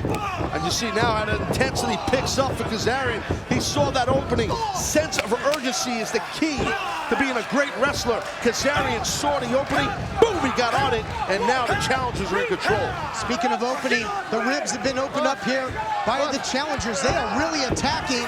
What do you think the strategy is there to attack Chavo's ribs, Taz? Well, just that would take out some of his high-flying abilities. I mean, for sure. I mean, it's tough to breathe when someone's wearing down your midsection. I think that's why it's doubly effective. You take away his wind. At the same time, you also take away moves like the springboard, other high-risk moves. A lot of the velocity, a lot of the power does come from your core. In those high-flying moves, look out here. Daniels just drives him down. Well done right there by Daniels. That was really impressive. And again, in and out, that's the key. Fresh man. And Chavo, again, gotta try to get his body across that ring and get the big Supermex in this thing. Tag is made again. In comes Daniels, who goes right back to the ribs as if they have a bullseye on him. Do you think that Chavo hard-pressed to catch a breath at this point, Taz? Oh, absolutely. I mean, it's very hard. I mean, anybody who's ever lost their breath, it's not a good feeling, especially when someone's punching and kicking and slamming you and grabbing you. It's very difficult to perform. So, but you see the heart here of Chavo trying to get out of that corner.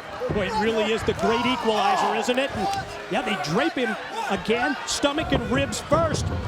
Look out, Kazarian now. Ooh, Saddam set up and the drop kick. Chavo to the outside, and he landed hard on the floor, right on those ribs yet again. Double gang. Look at this. Hang on, look at these guys. Crazy. Gangnam style, double.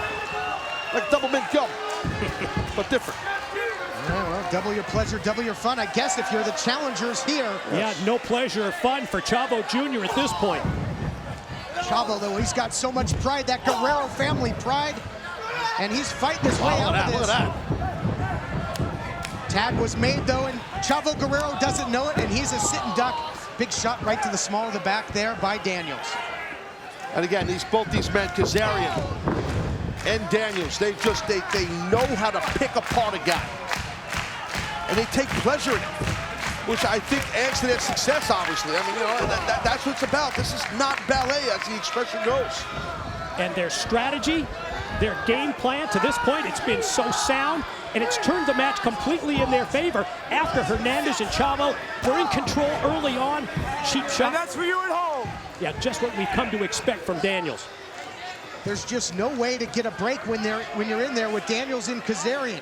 They're just always on you, just smothering offense here by the challengers. And that's what they do, and they do it so well. I mean, and I'm telling you from experience, when someone keeps that pressure on you in a tag match, very frustrating when you can't get over and tag your partner in to help you.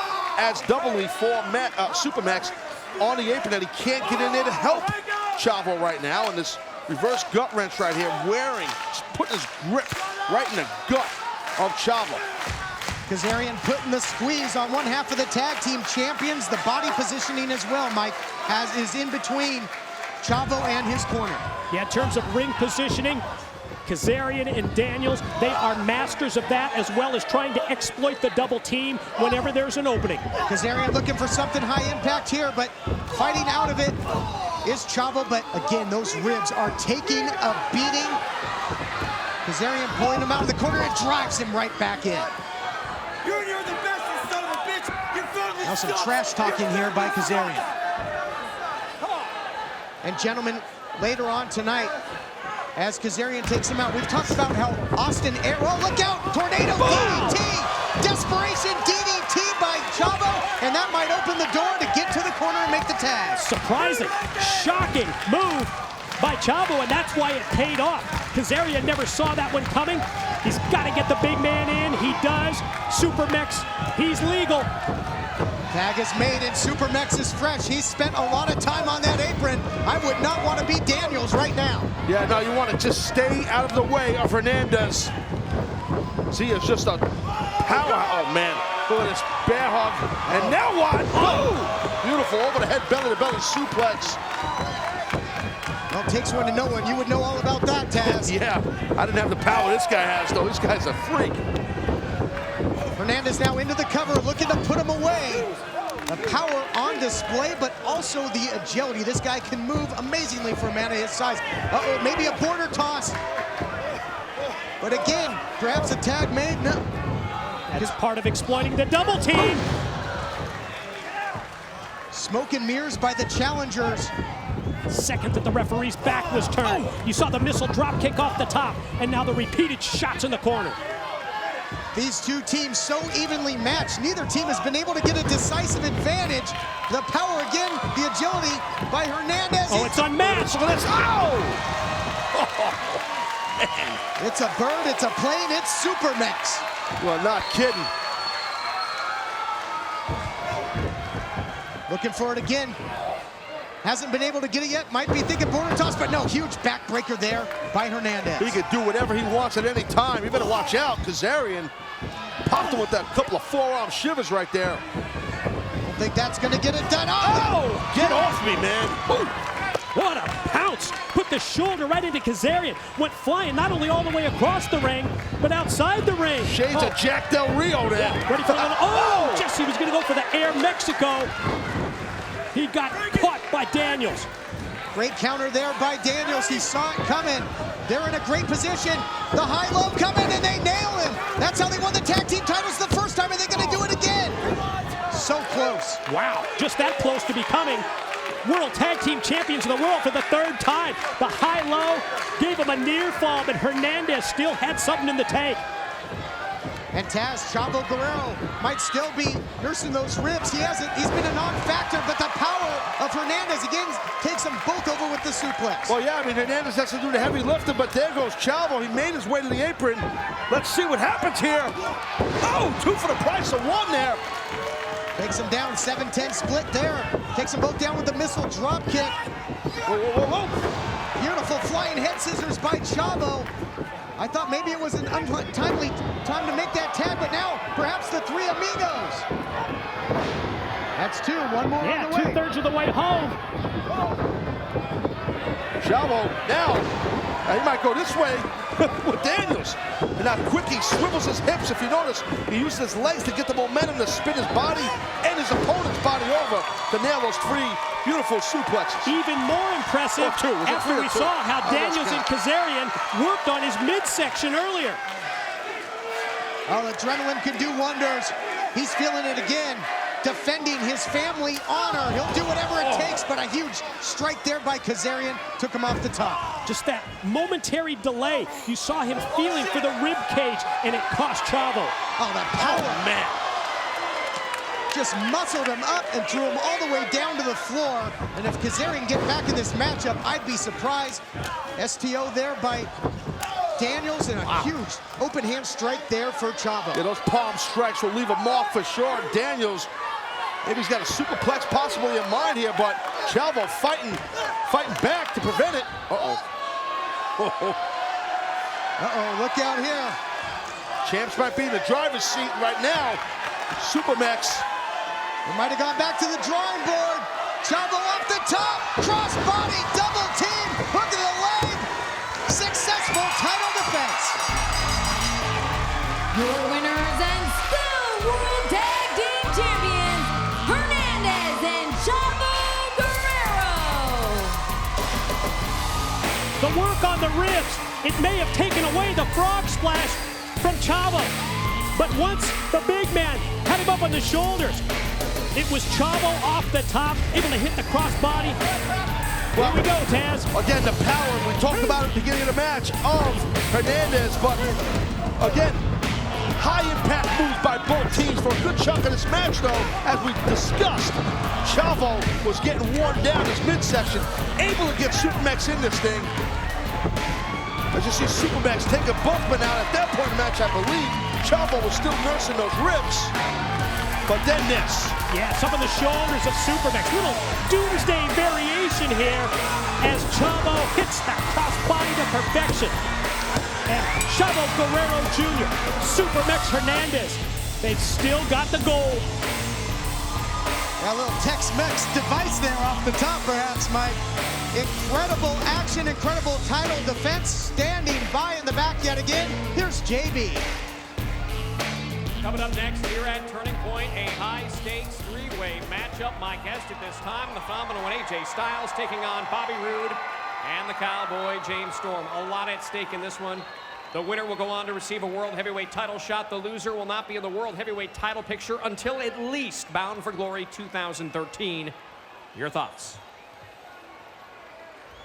It's been a rough year for AJ Styles. A lot of distractions. Distractions I didn't deserve. Last week, distractions from Bobby Roode and James Storm that I didn't need. Do you know how long it's been since I've been World Heavyweight Champion? Almost 3 years. 3 years? Are you kidding? That's all the fuel I need. That's all the fuel I need to get past Bobby Roode and James Storm. Distractions. Well, you know what? I'm going to take all those distractions and I'm going to put them in the ring tonight. And I'm going to put those distractions to rest. And after tonight's match, the new chapter starts in AJ Styles' life. And it starts with being the World Heavyweight Champion. All right, it is coming up next. Three-way matchup. So much at stake here at Turning Point. The following contest scheduled for one fall is a #1 contenders match. Introducing first from Toronto, Canada, the It Factor of professional wrestling, Bobby Roode. The It Factor, Bobby Roode, consumed with getting back, as he calls it, his World Heavyweight Championship. Guys, to me, tonight here at Turning Point, the focus, the emphasis is on the World Heavyweight Championship and how important, how much it means. Still to come tonight it is Austin Aries, Jeff Hardy for the title. But this three-way match, it has incredibly high stakes.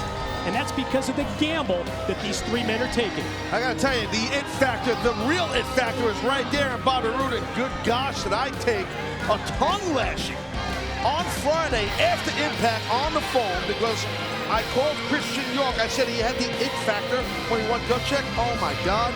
Bobby Roode said, Taz, blah, blah, blah. He ripped me a new one. He wouldn't stop. Nice talking to you guys. I'll tell you what, Bobby Roode, I was just listening. Bobby Roode, though, riding a lot of momentum, had a victory over AJ Styles one-on-one last Thursday on Impact. Can he roll tonight?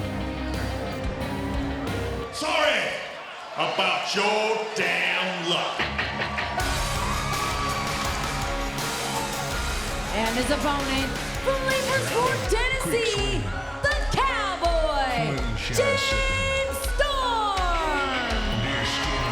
All three men in this matchup, former World Heavyweight Champion. And how about the Cowboy, James Storm? Gentlemen, recently he made a bucket list. Number 10, get revenge on Bobby Roode. He feels he did that at Bound for Glory. Number 9, through 2, drink a lot of beer. Sure, he's doing that. Number 1, get back the World Heavyweight title. If he wins tonight, he takes a huge step in that direction. But what happens if he loses? He's iced out. with no opportunity to become world heavyweight champion until next year's Bound for Glory. I thought the stipulations presented by our general manager, Hulk Hogan, were brilliant. Glass is always half empty with Mike tonight. Unbelievable. And their opponent from Gainesville, Georgia, the phenomenal AJ Styles. The phenomenal AJ Styles, one of the most decorated competitors in the history of TNA Wrestling. Today, take us through the history of AJ Styles. First ever Triple Crown champion. First ever Grand Slam champion. On 4 occasions, AJ Styles has held the World Heavyweight title, but as he mentioned just moments ago in the pre-match interview, it's been 3 years since he held that championship. You go back, he was the very first X Division champ. 6 times he's been World Tag Team champion. 2 times TV champ, but for AJ Styles, it's what have you done for me lately? Well, that's why it's successful. And that's why he's had all those championships. I mean, because he understands, all 3 of these men understand the opportunity that lies before them here. I've said it before, I've said it in other companies I worked before. Listen, if you're not here to be the world champion, then you don't belong here. And these 3 men, they realize that, how important it is, and that's why this is just a massive opportunity for each of them. AJ Styles not wasting any time. Enziguri to Bobby Roode. He's to the outside. And in this type of matchup, again, Mike, first pinfall, first submission, you get the win. And if you eat that defeat, you're going to be on the outside looking in. Well, Taz called it a great opportunity. At the same time, I'm going to look at it half empty. It's a great risk also to be involved in this match. All 3 men have made it known. They want to be World Heavyweight Champion once again. You imagine sitting on the sidelines for almost a year? Yeah, if you're the guy that gets beat tonight? Well, that would drive someone like, any of these men drive them crazy, especially Bobby Roode. That's the it factor. That would drive him nuts. But, you know, I don't think you go into a match like this like a sports team. You don't go into a game saying, God, what if we lose? You don't do that. You got to be You don't think it's in the back of your mind? I don't think so. Well, maybe. I don't know. I don't think so. How could it not be dropped down by AJ Styles? Countered nicely there by the dropkick, but look at Bobby Roode on the outside, pulls him out. And both men here, former best friends, slugging it out. Punch for punch. AJ out of nowhere dives to the outside and takes out both of his opponents. And in a match like this, Taz, you have to have eyes in the back of your head. Yeah, you got it. I mean, this is a 3-way. I mean, you got to really be careful. You get hung up in a moment like we saw Storm and Roode go punch for punch and tee it off. And then here comes the phenomenal one, taking both men out. Thought the timing of AJ was just great, just perfect, because both Roode and Storm, they had focused on each other. AJ with the big clothesline now, and when it's one-on-one, when you incapacitate one of the 3 men, this is where you really have to capitalize and try and get the win.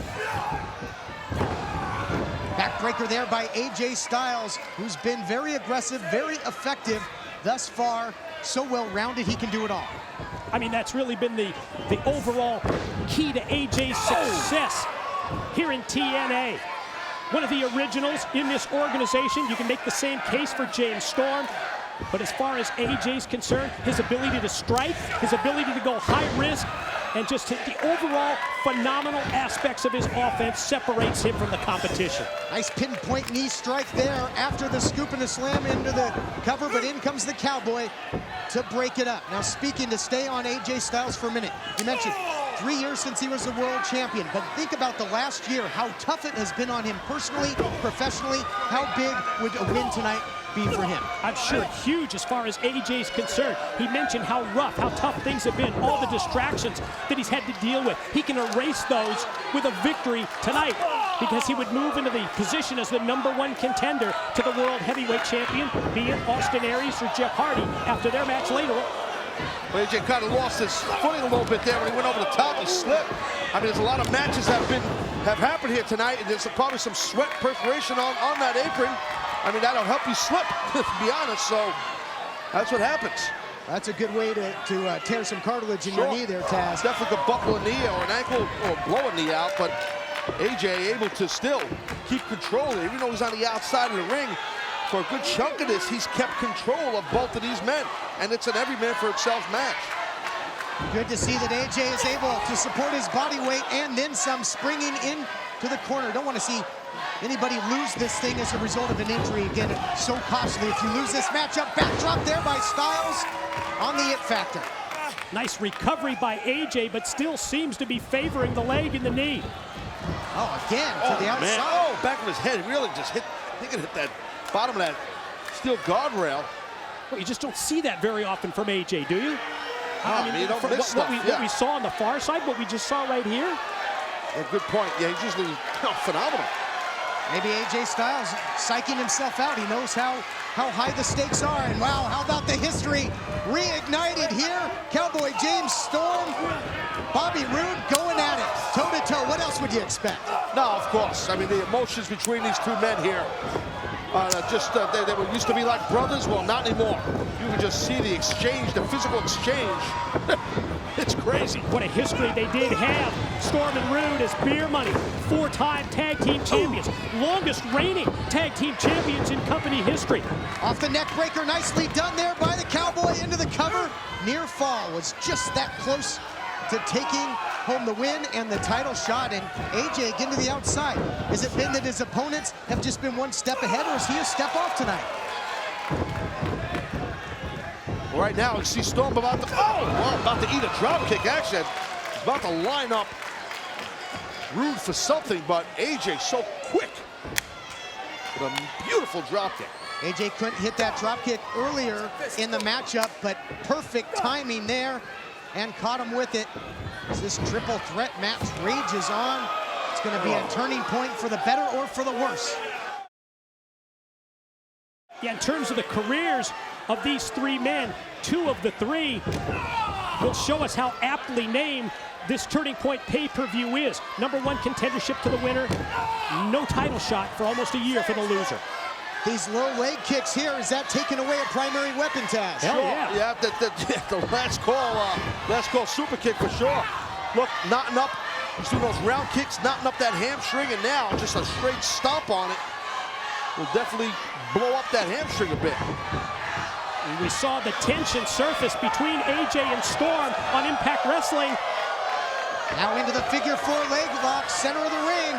A submission will do it as well here. And this is a gruesome hold. Trust me, very painful. Oh, hold. Man, Bobby Roode couldn't get back in there. AJ, all that speed and explosiveness, dropping the it factor. AJ trying to make the it factor a non-factor right now. He wants to... Did a little play on words there. Yep. Look at that. See that? It's to keep the full court press on the Cowboy, trying to take apart that leg. And trying to take away the last call. Do everything within your power. Gonna go death lock. Lots of times AJ likes to bridge back out of the death lock and grab the chin lock, and that's exactly what he does here. Great submission hold. Tremendous out of that Indian death lock into that back bridge. Just completely immobilize your man. And it also is like, to put on that hold is very tough. Oh, now really wrenching back. A lot of extra leverage. Pain being dished out there by AJ Styles. Again, just showing his skill set. He high flying earlier and now just picking a body part and taking them apart. Gotta watch his back though. Roode's in the house. Oh, well, Roode was. And again. Roll up here. This could do it. Both men back up. AJ going low, thinking Styles clash. Trying to put away James Storm, but too much power left. Uh-oh, look out here. Going to be a bad landing for the phenomenal one. Into the cover now goes Storm. Whoa. Another close near fall. Such a competitive matchup, Mike, as we knew it would be. It really was the perfect counter by the Cowboy. Maybe Styles went for the Styles clash a little too early. Maybe he didn't have Storm sufficiently worn down. But James really was prepared for that move, and now he's got to deal with Roode. Ooh, the eye of the storm was brewing. The storm was brewing, but Roode in there now. DDT trying to steal one. And again, Taz, could it come down to just the opportunistic, just getting something quick? Well, I think so, sure. I mean, I think sometimes the more cerebral, the more intelligent competitor in this type of matchup can pick up the scraps and grab himself the victory and become the #1 contender for the world title. Yeah, that definitely could happen. And Roode's the type of fella to do that. The it factor was on the outside for a long time. Perhaps resting up, Mike, perhaps playing a little bit of possum because he's in firm control now. You think back to the Bound for Glory Series 2011, won by Bobby Roode, became World Heavyweight Champion shortly thereafter. Quickly into the cover again. And I got to disagree with you, Todd. I mean, listen, Roode was trying to get in the ring, and AJ kept popping him off the apron. He was trying to get in, but now, look at this. Roode all over AJ. Quick kick out by AJ, and you can see now the eyes of Roode. He's a little concerned. He thought he had him. Really seeing a sense of urgency now by Bobby Roode. Bobby Roode's been there before. Held the World Heavyweight Championship for 9 months. The record for the longest reign as a World Heavyweight Champion in this organization. And he was the one that put an end to the title reign of the Cowboy James Storm, something that continues to grate on the Cowboy. I think James Storm probably recognized as the most accomplished tag team wrestler in the history of this organization. But James Storm wants to take it to the next level in terms of singles competition. He did when he became world champ, but then Roode took it away. You'll remember the beer bottle. Oh, here we go, got the cover. Ooh. Going for the win. After that neck snap, executed it perfectly, you might say there. Well, sure, there was a good chance for Bobby to get that victory because AJ was on the outside, not able to break it up. But no, Storm had the ability to kick out. Oh, God almighty. Wow. Oh. Taz, as the body of AJ Styles has just been put through the ringer in this match. It sure has. I mean, we've seen that the physicality AJ can go through in a match, but, man, this has been tough going here, and that his knee was really driven hard to those steel steps. I think it might have been temporarily dislocated there, trying to get some feeling back in. Storm out of the way. Watch out! Oh! One of his signatures, that double jawbreaker. He's calling for it here, Mike. Loading it up. Looks like the Cowboy is ready for a little last call. Everyone in the impact zone recognizes and realizes that if Storm hits this, watch AJ. Watch out! Beautiful. He's got it. AJ's got him. Oh! Another close near fall. AJ trying to take advantage there of the timing. Catch him off guard, and as all three competitors have tried to do at certain points in this matchup, but no one has been able to seal the deal. AJ's hurt, though. He can't capitalize off of that amazing move, but his knee is still bothered from those steel steps. But at the same time, you just feel that sense of urgency from all three competitors because of what's at stake, what's on the line here, as Roode takes the cheap shot, raking the eyes of AJ. And that's allowed him to take the advantage. Roode can pick his shots now. He's got both men in a compromising position. He's got to pick one, hit something high impact, and try and put him away. Can he do it? Well, if anybody knows how to mentally pick apart two guys, it would be Bobby Roode. Come on, AJ! The crowd once again split here in the impact zone. Half saying, let's go AJ, the other, let's go Cowboy. But AJ firing back here against the it factor. Series of right hands and now a big chop. Again, so much at stake here, so much opportunity. #1 contendership for the world title. Loser, not eligible for a year. Yeah, good to touch on that again, Taz. The stakes so high on both sides of the equation in this matchup. Attempted tornado DDT, too much power, as Roode just shrugs him off, throws him all the way across the ring. You can feel that tension because of that serious aspect of this match. As, well, now all of a sudden, the Beer Money tag team partners, the former partners, come eye to eye. They're going to work together or not? You had to wonder if this would happen. Shocked to see that. I'm shocked to see it, but it damn sure worked. Shows you how important the World Heavyweight title is, Taz. Oh, don't tell me. Are we going to see it? Little trip in the Wayback Machine here, Mike.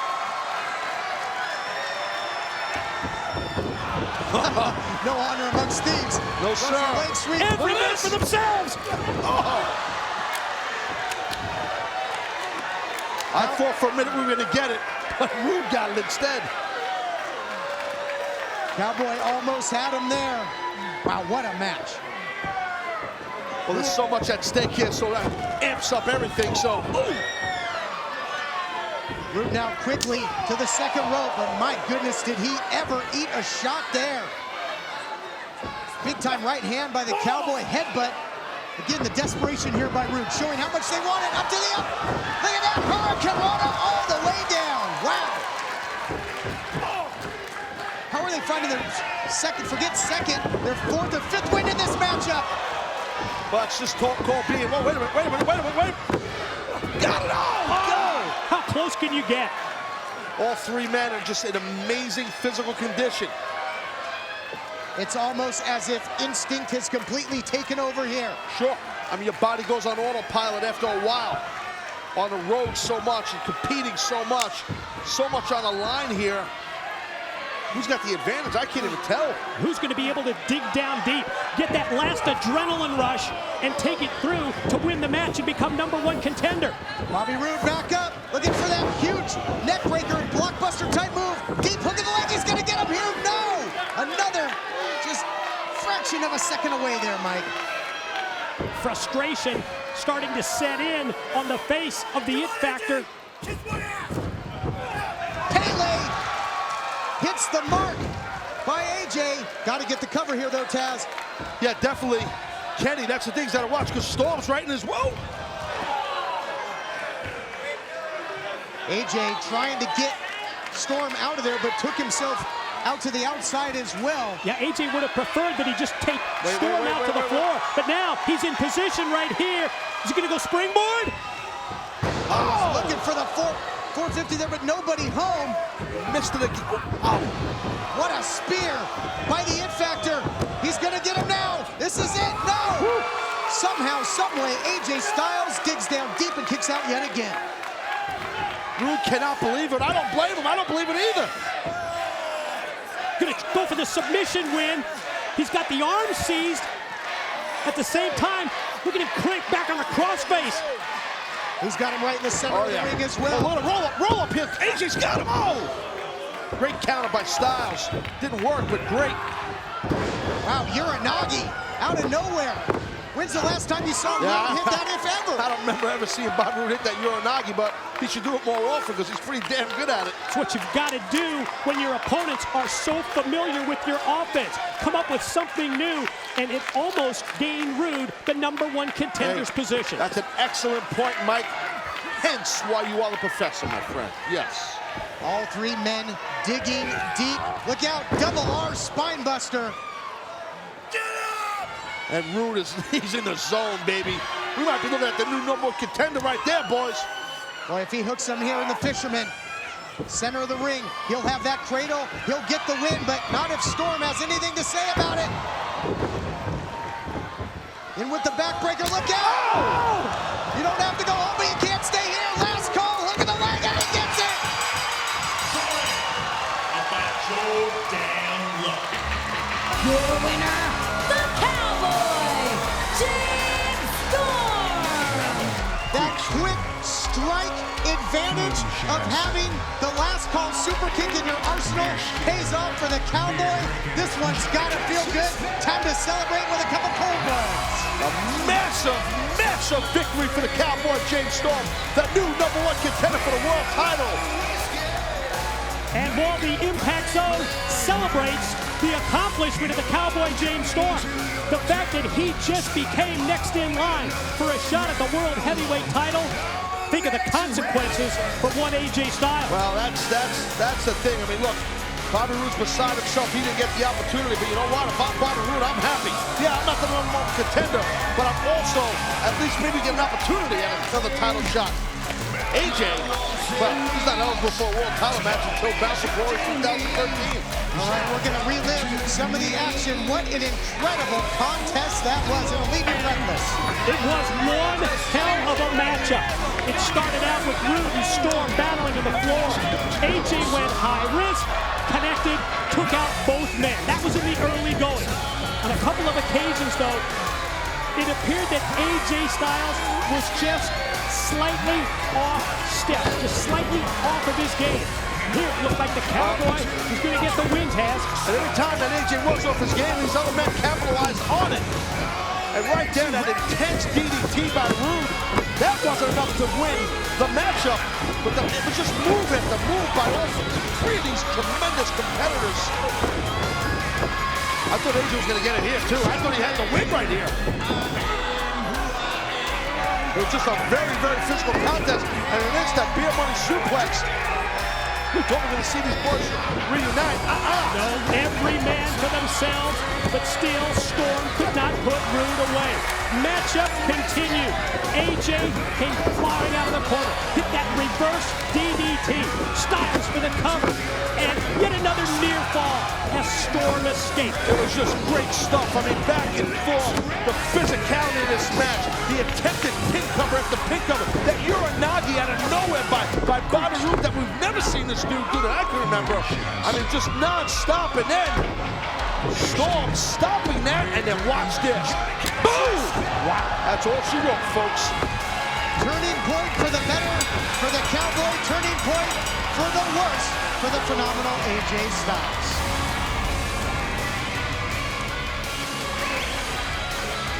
There you see. There you see the disappointment. Just dejected, disappointed. Wow, AJ Styles.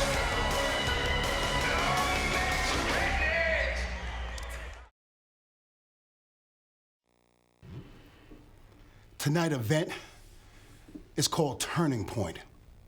My turning point was at Bound for Glory, when I was revealed as being the Sergeant of Arms of Aces and Eight.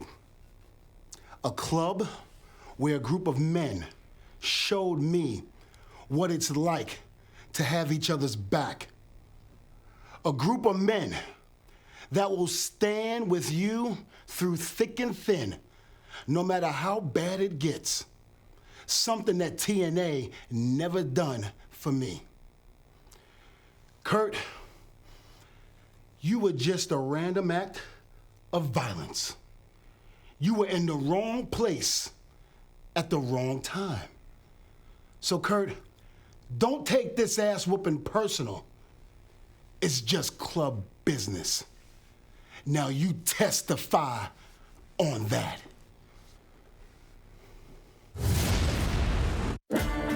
You want high stakes? This is it.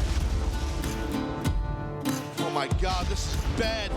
They just gained access. Hogan's saying, let's see who this SOB is. Take the mask off.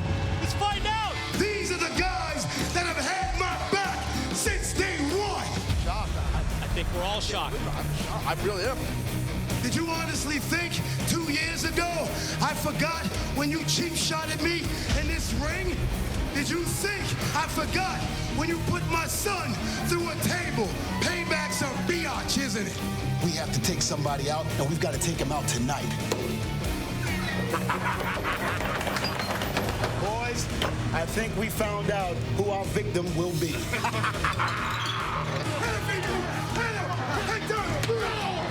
Devon, Aces and Eights just beating the hell out of Kurt Angle, and now it makes sense.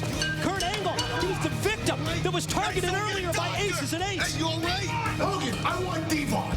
I want Aces and Eights. I want Devon tonight. Aces and Eights member Devon battles the Olympic gold medalist Kurt Angle.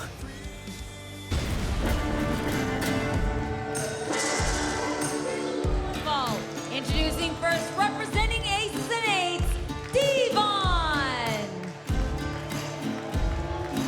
Devon, you heard it in that message from the Aces and Eights. It's not personal, it's business. The Aces and Eights have been doing some dirty business tonight on Turning Point. This is the first ever TNA pay-per-view where Aces and Eights have full access to the Impact Zone.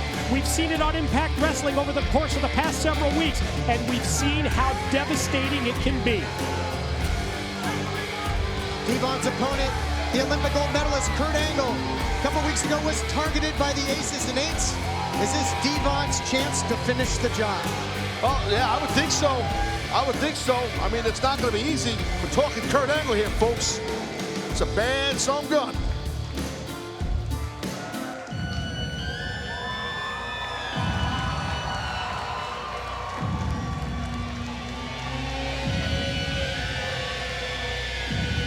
his opponent, from Pittsburgh, Pennsylvania, the Olympic gold medalist, Kurt Angle!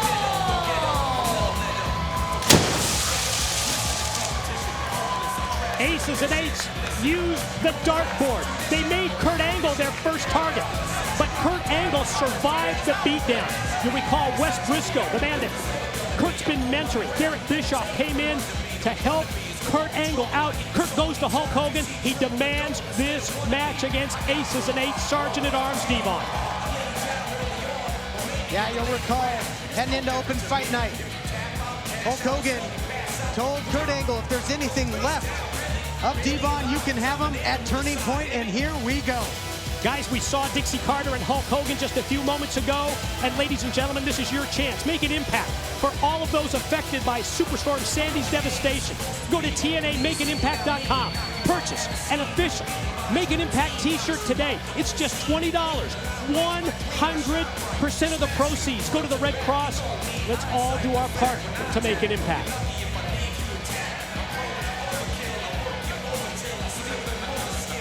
See Devon right there trying to frustrate a little bit Kurt Angle by baiting like he's getting in the ring, but he's not. Kurt, not his first rodeo. He's not going to go out there chasing him.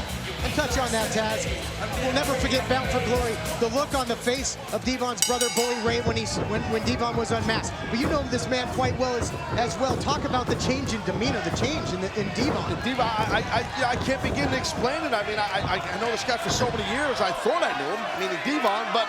Yeah, we're talking about, what, Johnny Rod's days, Gleason's Gym, Brooklyn, New York, Taz? Yeah, we are. Ring a bell? Yeah, I kind of helped this guy, taught him how to lock up, to be honest with you. Wow. You know, really, I mean, I can't begin to say that he's just a completely different person, or maybe he always was that person.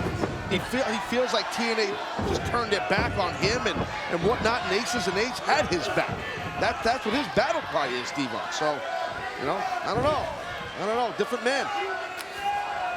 Devon physical here to kick off this matchup all over Kurt Angle. Again, Doc was successful in taking out Joseph Park earlier tonight in that matchup. And again, you look back to what they did Thursday night, this past Thursday, to the Icon Sting.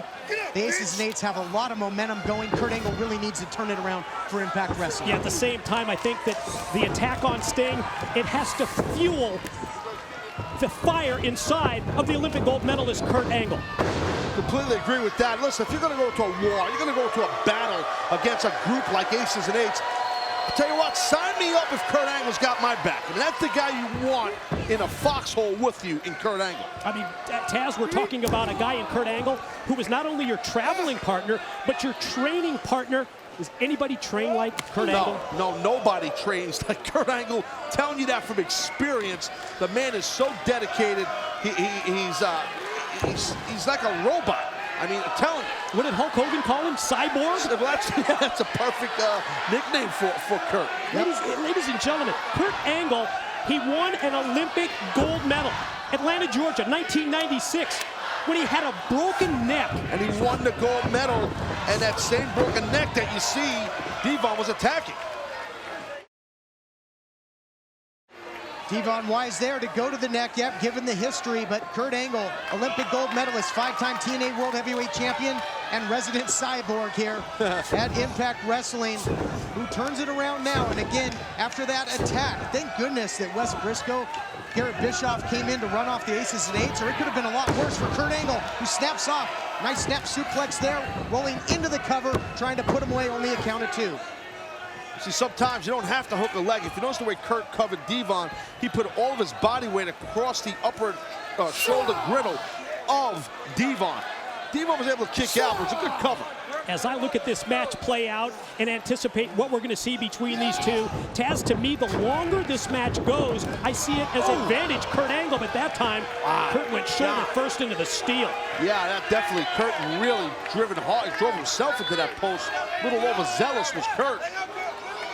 Fittingly enough, that could be a huge turning point in this matchup. Kurt. Was that a pun? Is that like pun intended, not a pun? What are we doing? What are we doing with that? I'll go ahead. I'm not going to take that one back. That one was intended. Now drives him back. I'll own it. I'll own it. Drives him back, though, into the rail.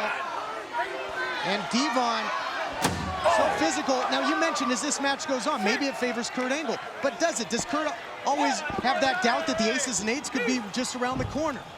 Well, I'm sure that has to be in the back of his mind after what went down on Thursday night in the attack and the beatdown of the Icon Sting. When I think about Kurt Angle and the cardiovascular conditioning that he has, and then compare that to Devon, even though Devon is in, by far, the greatest shape of his career. Devon, for so many years, a tag team wrestler. Kurt Angle has always been the singles competitor. That's why I think the longer it goes, it's advantage Kurt. Yeah, I would agree with that. And listen, Kurt Angle, as we pointed out, we're halfway joking about the cyborg thing, but halfway. Yeah, right. But the way Kurt trains, I mean, look, this guy is subhuman in regards to cardiovascular. So you might be right about that, Mike, but I don't know how long the match will go. We'll see. Right now, Kurt is mounting some sort of a comeback, but beautiful back shut it down. Yep. Flying back elbow, one of his signatures there. And Devon, though, is wasting a lot of time. Now goes into the cover, only a count of one. Right back to attacking the upper body, right back to putting pressure on the neck. As you mentioned, the strategy here, Taz. Yeah, well, that's the thing. You want to get on that. Listen, it's well documented, surgically repaired a neck that Kurt Angle's had. So I would go after that neck, too. To me, when I look at Devon, I think about the nearly 24 tag team championships that he had. But I also recall how he was TV champion. And I think that singles title gave him so much confidence in terms of one-on-one competition. Also, I think enabling him to get out of the shadow of Bully Ray. And, I noticed before when Devon was grabbing Kurt Angle, it looked like the belt that he's wearing, that Devon's wearing around his waist, is similar to that belt that we saw Doc open up Joseph Parkwood. So, I mean, it's all in the Aces Names family. Well, you can't see the belt now because his shirt pulled over the belt. But I could assure you that belt looked very similar. All right, maybe just an added I'm an expert on belts, by the way. Yes, I'm an expert on all sorts of Western wear, everything. Devon accessorizing with some damage here. Missile drop kick by Kurt Angle, but he's eaten a lot of punishment. Not able to capitalize right now, Mike. He may have really taken himself. There's the belt. There it is. I got all excited, the belt. I don't usually get excited when I see men's belts. Not because people do get excited when they see men's belts. But it looks very similar to the belt that we saw Park get, wrapped with by Doc. I know, Taz, great observation. That's great observation. Old Eagle Eye Taz. That's me, buddy. Clothesline here by the Olympic gold medalist, though. Hard to maintain an advantage on Kurt Angle. Nice flying forearm there. Kurt Angle's feeling it. He's feeling it, Mike. He wants to turn the tide in this war with the Aces and Eights. All about the series of moves that Angle can put together. But that momentum stopped for a split second, but then Kurt answers. Pop the hips, overhead, belly-to-belly throw, and only a count of two. Man, Kurt Angle is just lightning fast with those suplexes. Well, absolutely. He always manages to get his body weight. Nice backdrop. Get his body weight under his man to pop off the proper suplex, and he did the same thing with that backdrop. He got underneath his man, and now watch Angle slam possibly. Nice counter there by Devon. Takes him out with a big clothesline, and he's been up to the task thus far, Mike. He has been very competitive against Kurt Angle in this one-on-one matchup, to the point where now he's got Kurt flat on his back, and Devon's going to go high risk, something you don't see too often, but... it's not going to work out too well. Well, he got himself an under and over throw. He might get him here. That was not a belly-to-belly. Had an under and over hook and got a nice throw off that rope, off the ropes, I should say. Not enough to pin Devon. Kurt felt that sense of desperation. He knew he had to come up with something as Devon was perched up on top. He did as step one. This is step two. Ankle lock applied. He's got it cinched in. Devon in a world of hurt. Is he going to tap here? You know, that wouldn't sit well with the rest of the Aces and Eights. Trying to roll out perhaps, but... And he does. He counters and kicks off Kurt Angle there, Taz. Well, and that shows the toughness right there. Uh-oh, wait a minute. Look at this. Oh! Again, back to that neck. That's going to affect that neck. High impact move there by Devon, who covers and comes within an eyelash of taking out the Olympic gold medalist. And what a huge victory that would be for the Sergeant at Arms. Can you imagine how Aces and Eights would celebrate a victory over the Olympic gold medalist, Kurt Angle. Angle representing TNA, Impact Wrestling, and the Icon Sting. Oh, maybe powerbomb. But he didn't get all of it. Angle was able to slip out. Whoa, Get some watch real out, watch waistline. out. German. See how quick Kurt Angle can counter. That's what you have to do, man. You get that opportunity to go behind him, man. How quick Angle, drop step, duck under, went behind his opponent, and now it's going for possibly a third German suplex. Boy, that movement was a thing of beauty, wasn't it? Yes, sir. That's how it's done. Yep. Finishes off the trifecta. Germans there into the cover, and another near fall for Angle, who continues to try and put him away, but hasn't been able to do it just yet. I think almost just a reflex there by Devon, as he was able to throw the shoulder up into the air and just avoided the 3 count. Angle, what's he going for here? Both men have gone high risk to try and win this matchup. Doesn't look like it's gonna pay off here as Devon counters. Uh-oh. Might be going for possibly a power bomb. Oh, like a running Liger bomb there. Exactly. And Devon again, trying to get a cover here. Look at this. not doing the neck any favors there. And another close call there for the Olympic gold medalist. Definitely not. I mean, your neck will whiplash, as we saw earlier in earlier matches. I mean, with that, back to that ankle, though. Yeah, you can just really feel for Kurt. Anytime there's that concussive blow on a move like that power bomb out of the corner, as Kurt's head, you called it a whiplash, when it snaps back. Going again for a German suplex, but nice counter. He can't capitalize it. Again, I guess, Devon. Spinebuster type move there by Devon, but is it just me, or does Devon look like he's having trouble getting around on that leg right now? Yeah, he's having a hard time putting weight on his leg. Not sure when that could have happened. Maybe it buckled during the power bomb. Ankle lock? Ankle lock, that's what I was saying earlier. He had an ankle lock on. I'm pretty sure that was the ankle. Yeah, it's really been perceptible ever since the time that the ankle lock was applied. The fact that Devon favoring it even as he climbs the corner.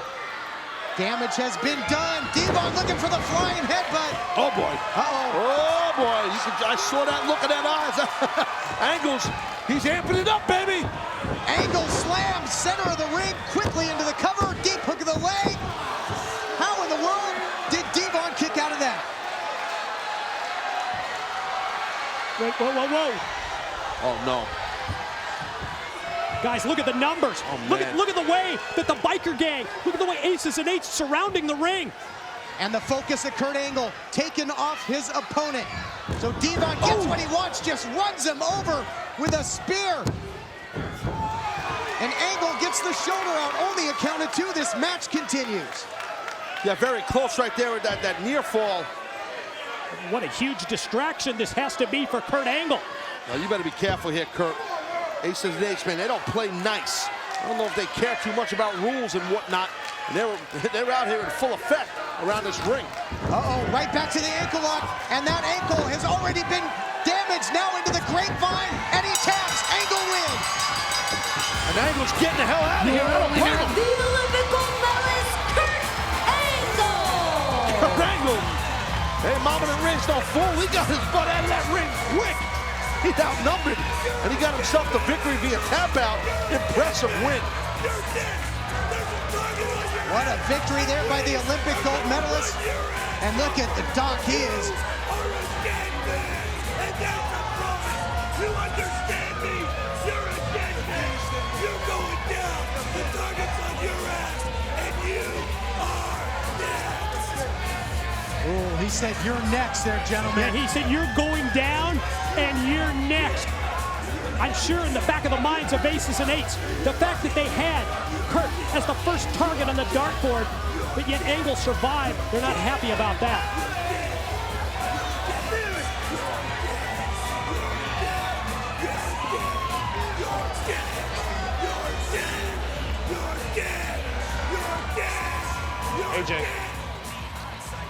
AJ Styles. AJ, real quick comment. Now that you can't have a title shot for nearly a year, what are you going to do?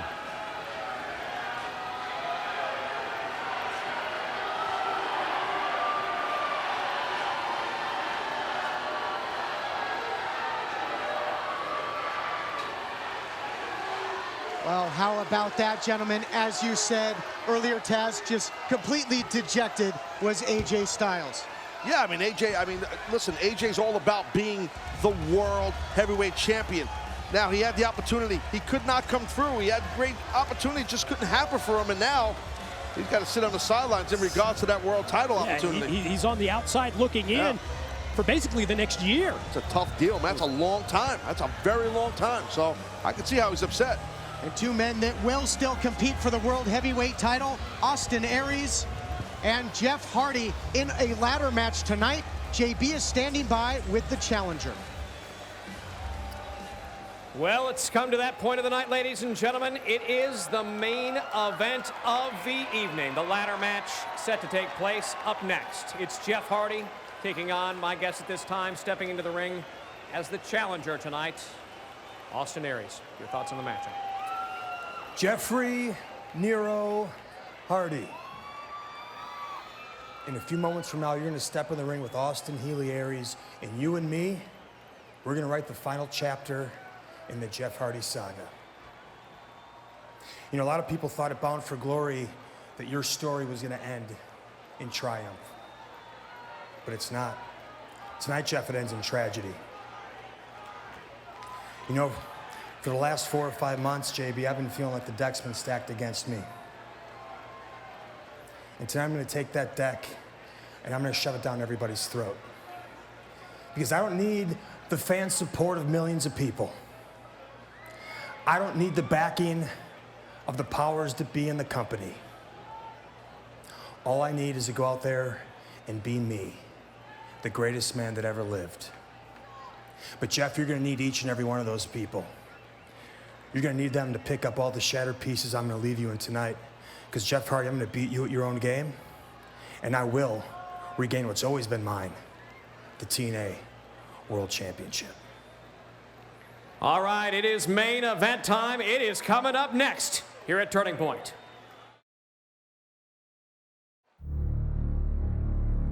My whole career, the only person I've been able to rely on, the only person I've been able to count on is myself. Set him up! Get it, Brainbuster! Chin him up! Straight down! Brainbuster! Here's the cover! Here we go! Here's two! Yes! He did it! I consider myself to be the greatest professional wrestler in the universe. On a night when the X Division was in the spotlight, it's the man who relinquished his X Division championship, Austin Aries, to become World Heavyweight Champion. And here comes a twist of fate. What an amazing match. Congratulations to the new World Heavyweight Champion, Jeff Hardy. Right now, I am the best professional wrestler on this planet. Creatures, We did it! We did it! Jeff Hardy, for one night at Bound for Glory, I made you raise your game to a level you've never raised your game to before. You actually raised your game to the A-double level. But I would bet that Jeff Hardy cannot duplicate that performance. You never know what's going to happen in a ladder match. Jeff Hardy versus Austin Aries, you really don't know what's going to happen. It's a different zone here, a different, dimension. If anything, it's my dimension. The odds are against him in this match and very much with me. It's come Turning Point, we'll get that ladder out there. And I'm going to prove why I am the greatest man that ever lived. At Turning Point, my prediction is to once again steal the show. I've had some ladder wars very early in my career. I did a lot of damage to myself and to the people I wrestled. Did it for about $50. And if I was willing to do all that to myself 12 years ago for $50, what do you think I'm willing to go through now? What do you think I'm willing to do to make sure that this comes back to where it belongs? I have nothing at all to lose here, Jeff. You do. The greatest man that ever lived, Austin Aries, challenges the charismatic enigma Jeff Hardy in a ladder match for the World Heavyweight Championship. The championship hangs in the balance as the greatest man that ever lived takes on the best pro wrestler on the planet, but only one can be world heavyweight champion. Let's see how they match up with the tail of the tape. Yeah, well, you can see right here, what you're about to see, I should say, there's definitely a size advantage towards the champion. But I gotta tell you, I agree with Aries' attitude that the gun is to the head of the champion here, not the challenger. Aries is confident. He feels he's got nothing to lose. Well, those are the raw numbers. Now let's break it down with the bullet points. At Bound for Glory, Jeff Hardy, he added the exclamation point to the amazing comeback story when he pinned Aries to become world champion again. Champion Hardy added the stipulation that tonight's title bout be contested in a ladder match. General Manager Hulk Hogan agreed despite Aries' protests. And while Aries may not be happy that tonight's championship match appears to be in the wheelhouse of Hardy, Aries has ladder match experience in his background. Can Aries overcome the experience edge of the charismatic enigma in Hardy's specialty match?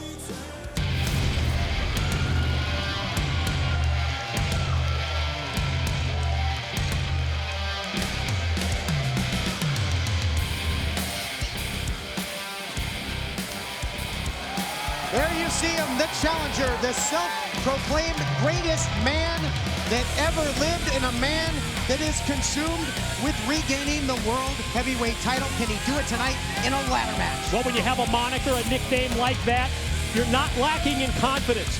And that's what Aries has told us from the outset, in spite of the fact that many people think that this is Hardy's specialty match and he has the edge. Aries says he's going to have the answer tonight to take back the title.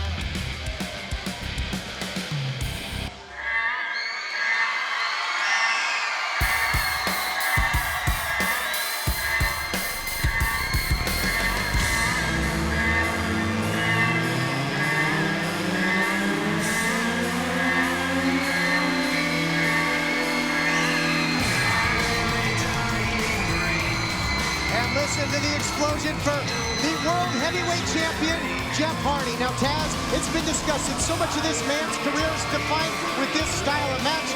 Can the champ do it again tonight with the stakes so high? I think that's a good chance. I mean, I definitely think so. I mean, that is definitely what Jeff Hardy is about. You know, he thrives on this. He loves this. He loves high risk. That's what Jeff is. And that's what a ladder match is. I mean, his title, his championship belt, both of them are hanging above the ring. I mean, that's what this is about. You got to climb that ladder and grab the belt. So, I mean, that's what Jeff is. But, again, I want to talk real quick, guys, about what we heard Aries say in that package, man. It's more or less he's saying the pressure is on the champion. He's right. He's right. I agree with Aries. He has nothing to lose. I like that mindset from the challenger. As far as Jeff Hardy's concerned, he was talking about stealing the show. Well, you can steal the show, and at the same time, you can lose the world heavyweight title. Jeff Hardy has to keep that in mind. All right, we're going to send it down to JB, Jeremy Borash. He's going to make it official with the introductions of the champ and the challenger. Ladies and gentlemen, the following contest is scheduled for one fall and is your main event of the evening. A ladder match for the TNA Heavyweight Championship of the World. When the bell rings, the man in charge, TNA official, Mr. Brian Hebner. And now, live from Universal Studios, Orlando, Florida, it's your main event of the evening. Introducing first, standing to my right, he weighed in this morning at 210 pounds and comes to us from Tampa, Florida. He is the #1 contender for the TNA Heavyweight Championship of the World. He is the challenger, Austin Aries.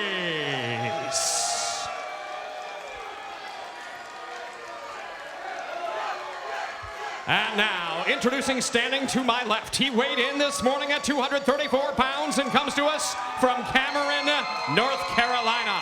He is the current reigning and defending TNA Heavyweight Champion of the World, the charismatic enigma, Jeff Hardy. JB sets the stage for this World Heavyweight title ladder match as only he can. Cinch him up, guys. This one's going to be good. Well, it's the big one right here. This is what it's all about. The whole enchilada right here. World Heavyweight title. There's your champ. There's your challenger. Yes, sir. One of the key words that you often use to describe the champion, Jeff Hardy, is unpredictable. Well, just by its nature, a ladder match also is totally unpredictable because now this is not about a pin or a submission. Certainly it's about wearing down your opponent, but all in an effort to climb the ladder and take down the gold. Well, yeah, that is the strategy. That's the only strategy. You're right, Mike, is to wear down the guy you're facing so you can get on that ladder and grab the title belt. But right now you see this is typical Hardy.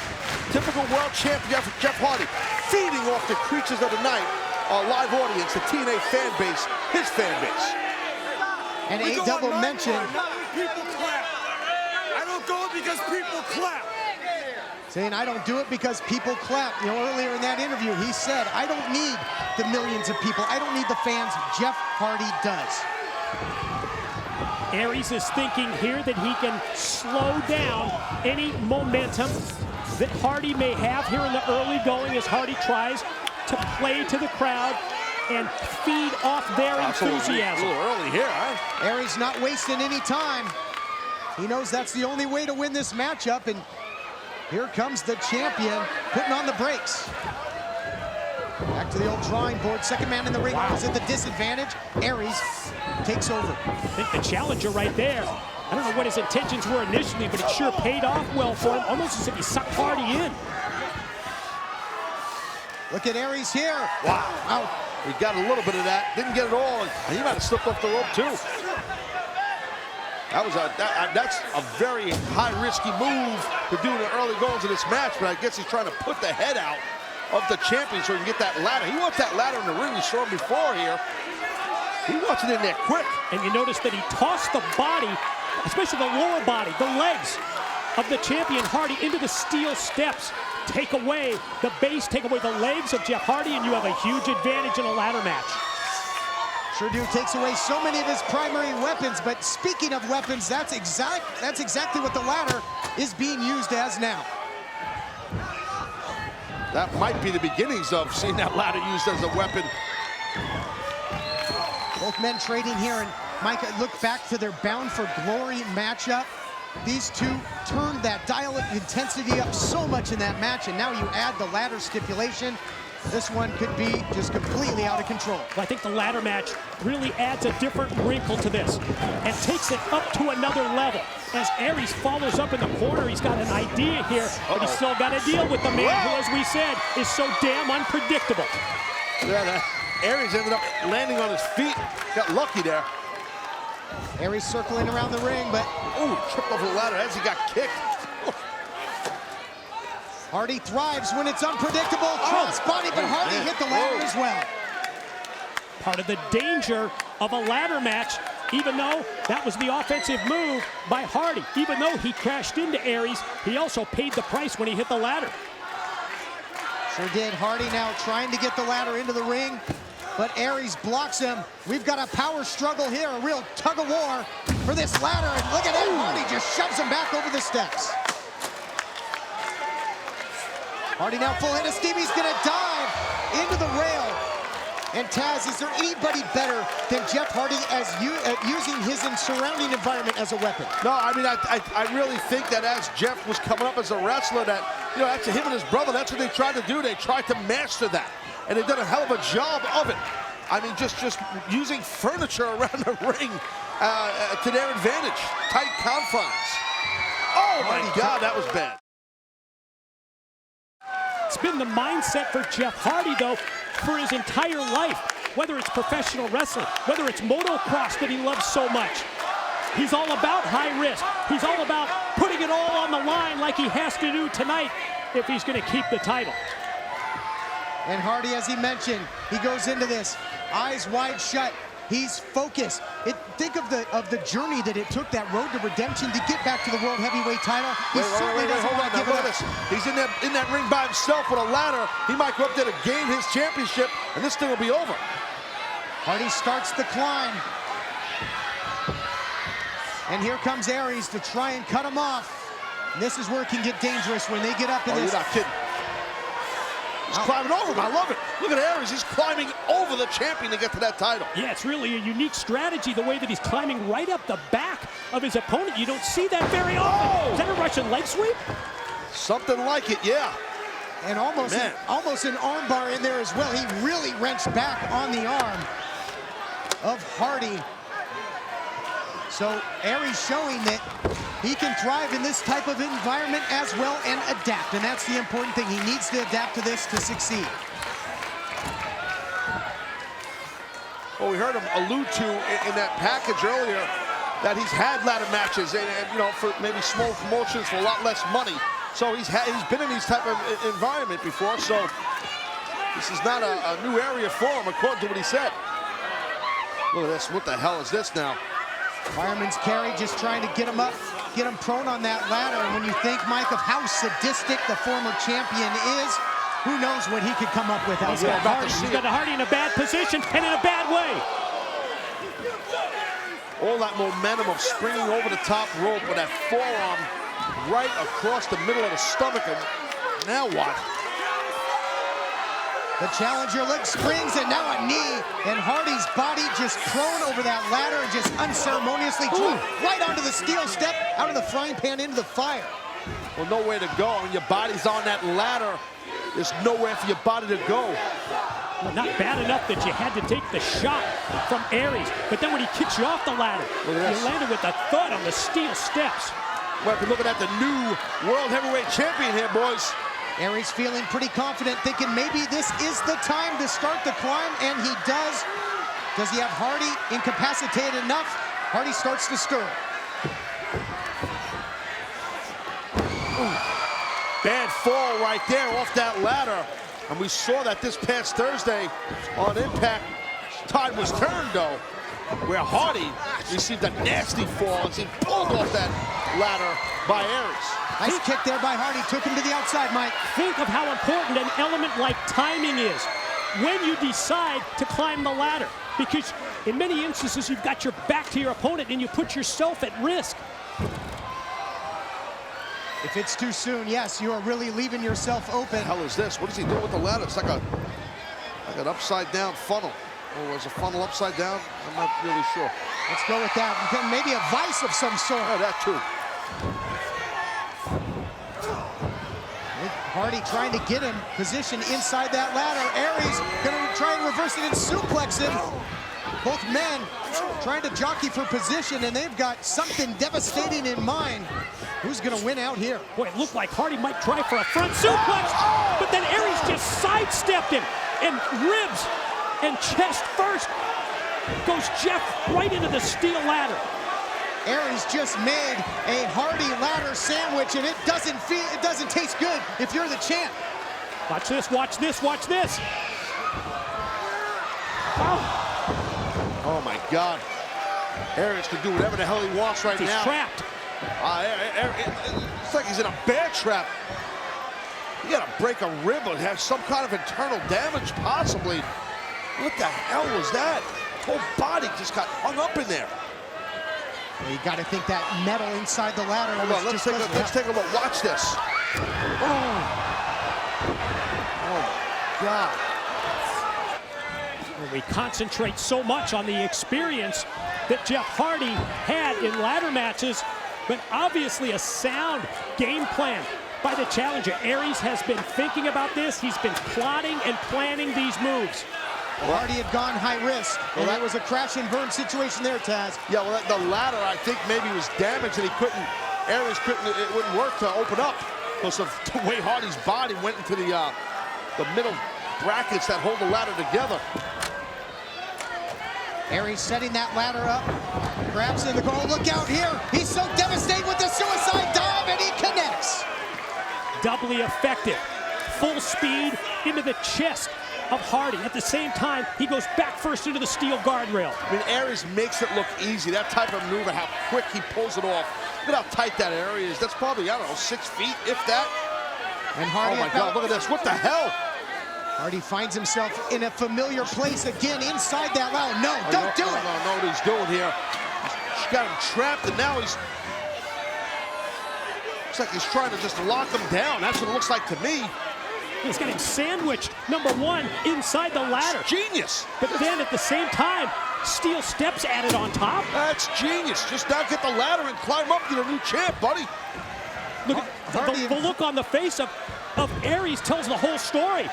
Trapped the man, put that heavy steel steps on top of the ladder while he's in it. Genius move by the challenger who's about to be the champion. And pointing to his head, he's showing you just how genius it is. Feeling pretty smart here. What are you doing, dude? Hardy was trapped in that ladder prison down there. What is Aries doing?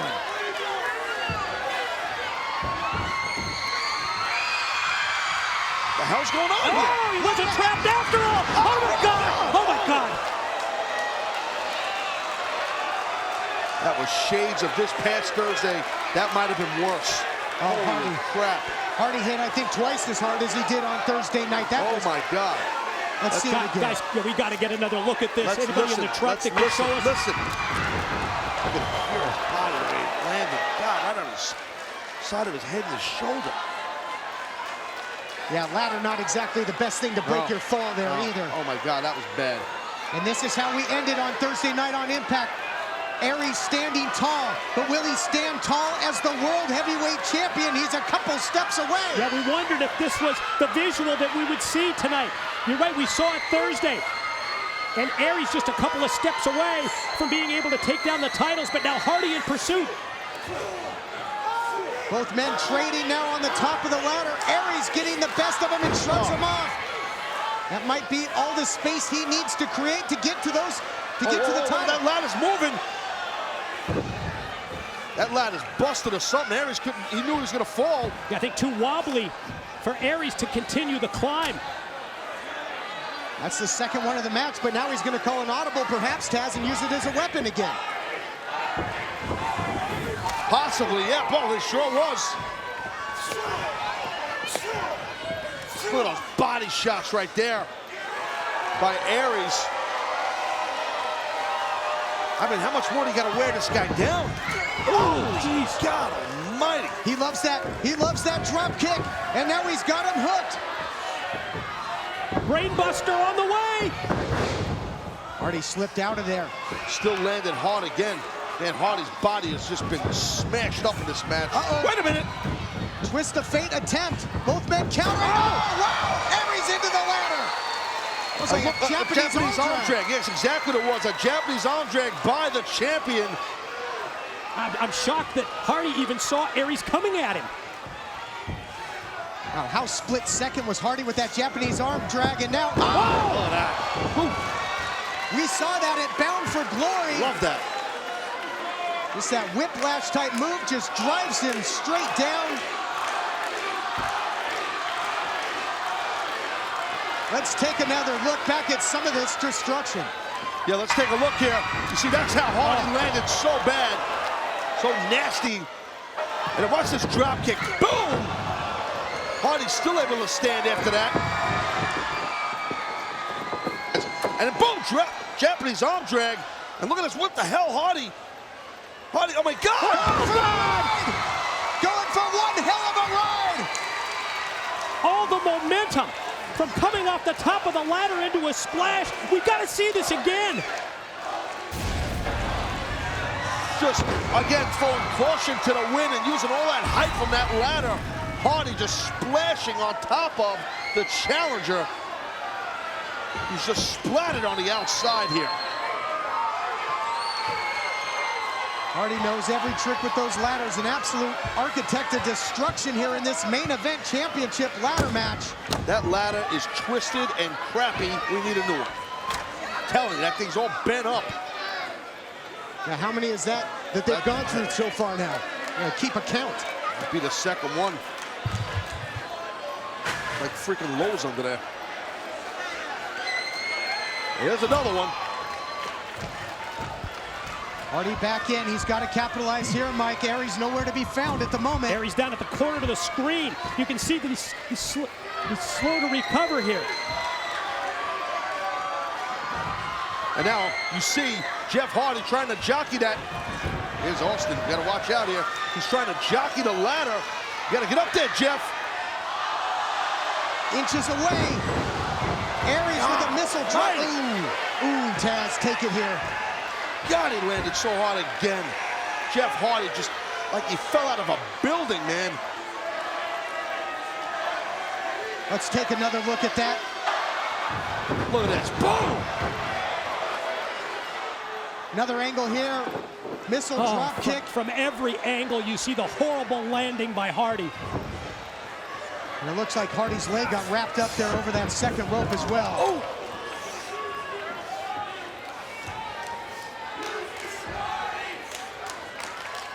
Now what? I mean, what is Aries? Oh!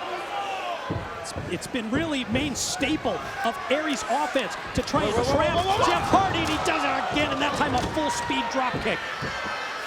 Second time Aries was able to hit that drop kick, this time assisted with the ladder in the corner, and he's trying to hook him again, just dragging the champion up to his feet here.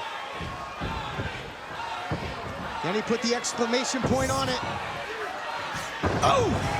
There's that brain buster, dreaded brain buster. Who knows, is that enough to keep him out of action here, Hardy? Well, he's not going to get a pinfall win, but it could be step one in terms of Aries getting the title back, because Hardy now is down and out on the floor. Good point there, Mike. If this were a standard matchup, it could very well be over right now. You would maybe be looking at your new World Heavyweight Champion, but he still has a climb to make. Got to take down those titles.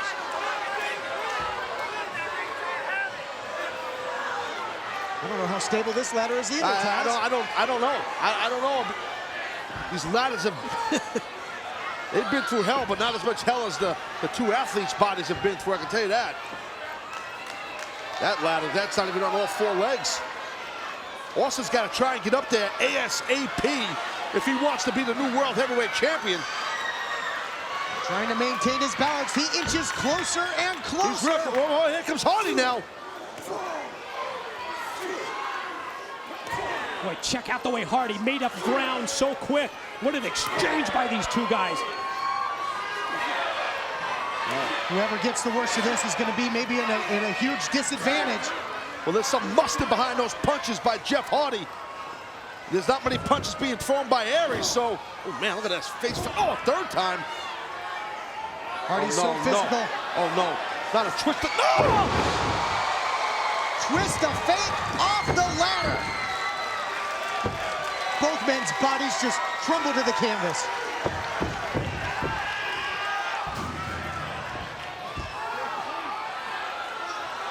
And now, the hell is it? Yeah, what better to do after the twister than that? Swanton bomb there by Hardy. Aries to the outside. Is this the beginning of the end, gentlemen? Is that going to be enough?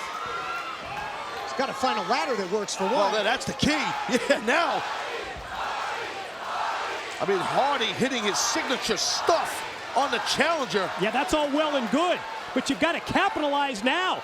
That's the tough thing with these ladder matches. It's not enough to just pound upon your opponent. Tick, tick, tick, tick. Time is ticking here for the champion. He's got to really try and get up there, Jeff. You got to really try to hustle. Oh, he's going to retain that title. Oh, he's gotta so reach close. up. He's got reach up and take down the titles. He's got to put. What in the world? What the hell just happened there? Are we seeing things, or do those titles just move up?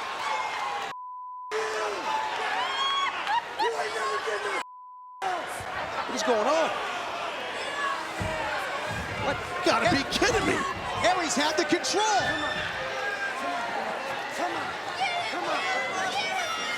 Well, how resourceful was that, Mike? Oh. And now, the two men fighting. Whoa! Oh, my God.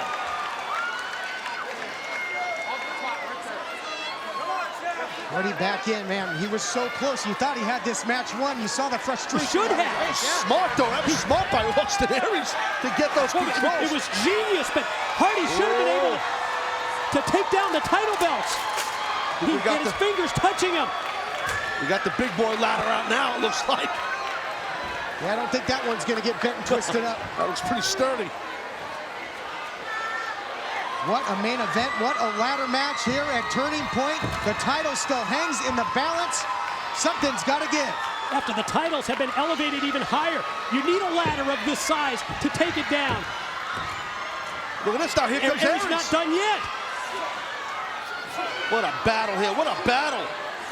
I don't know where these two continue to fight it. Trading on top of the ladder. Oh, watch no! out, watch out, watch out. Oh, Oh, God. both men landing on that ladder like a platform. Both men trying to get back up. Whoa, whoa, whoa. Oh. My God, this is so dangerous. Holy crap. Gotta be freaking kidding me. Big time twist of fate on the ladder. Aries falls to the outside again, and listen to the impact zone come alive.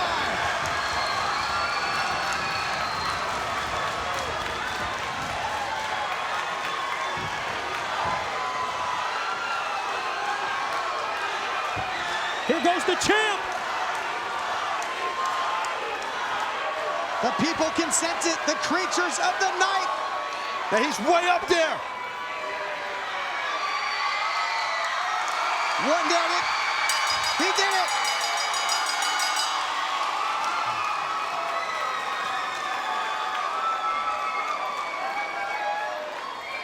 Your winner and still World Heavyweight Champion, Jeff Hardy!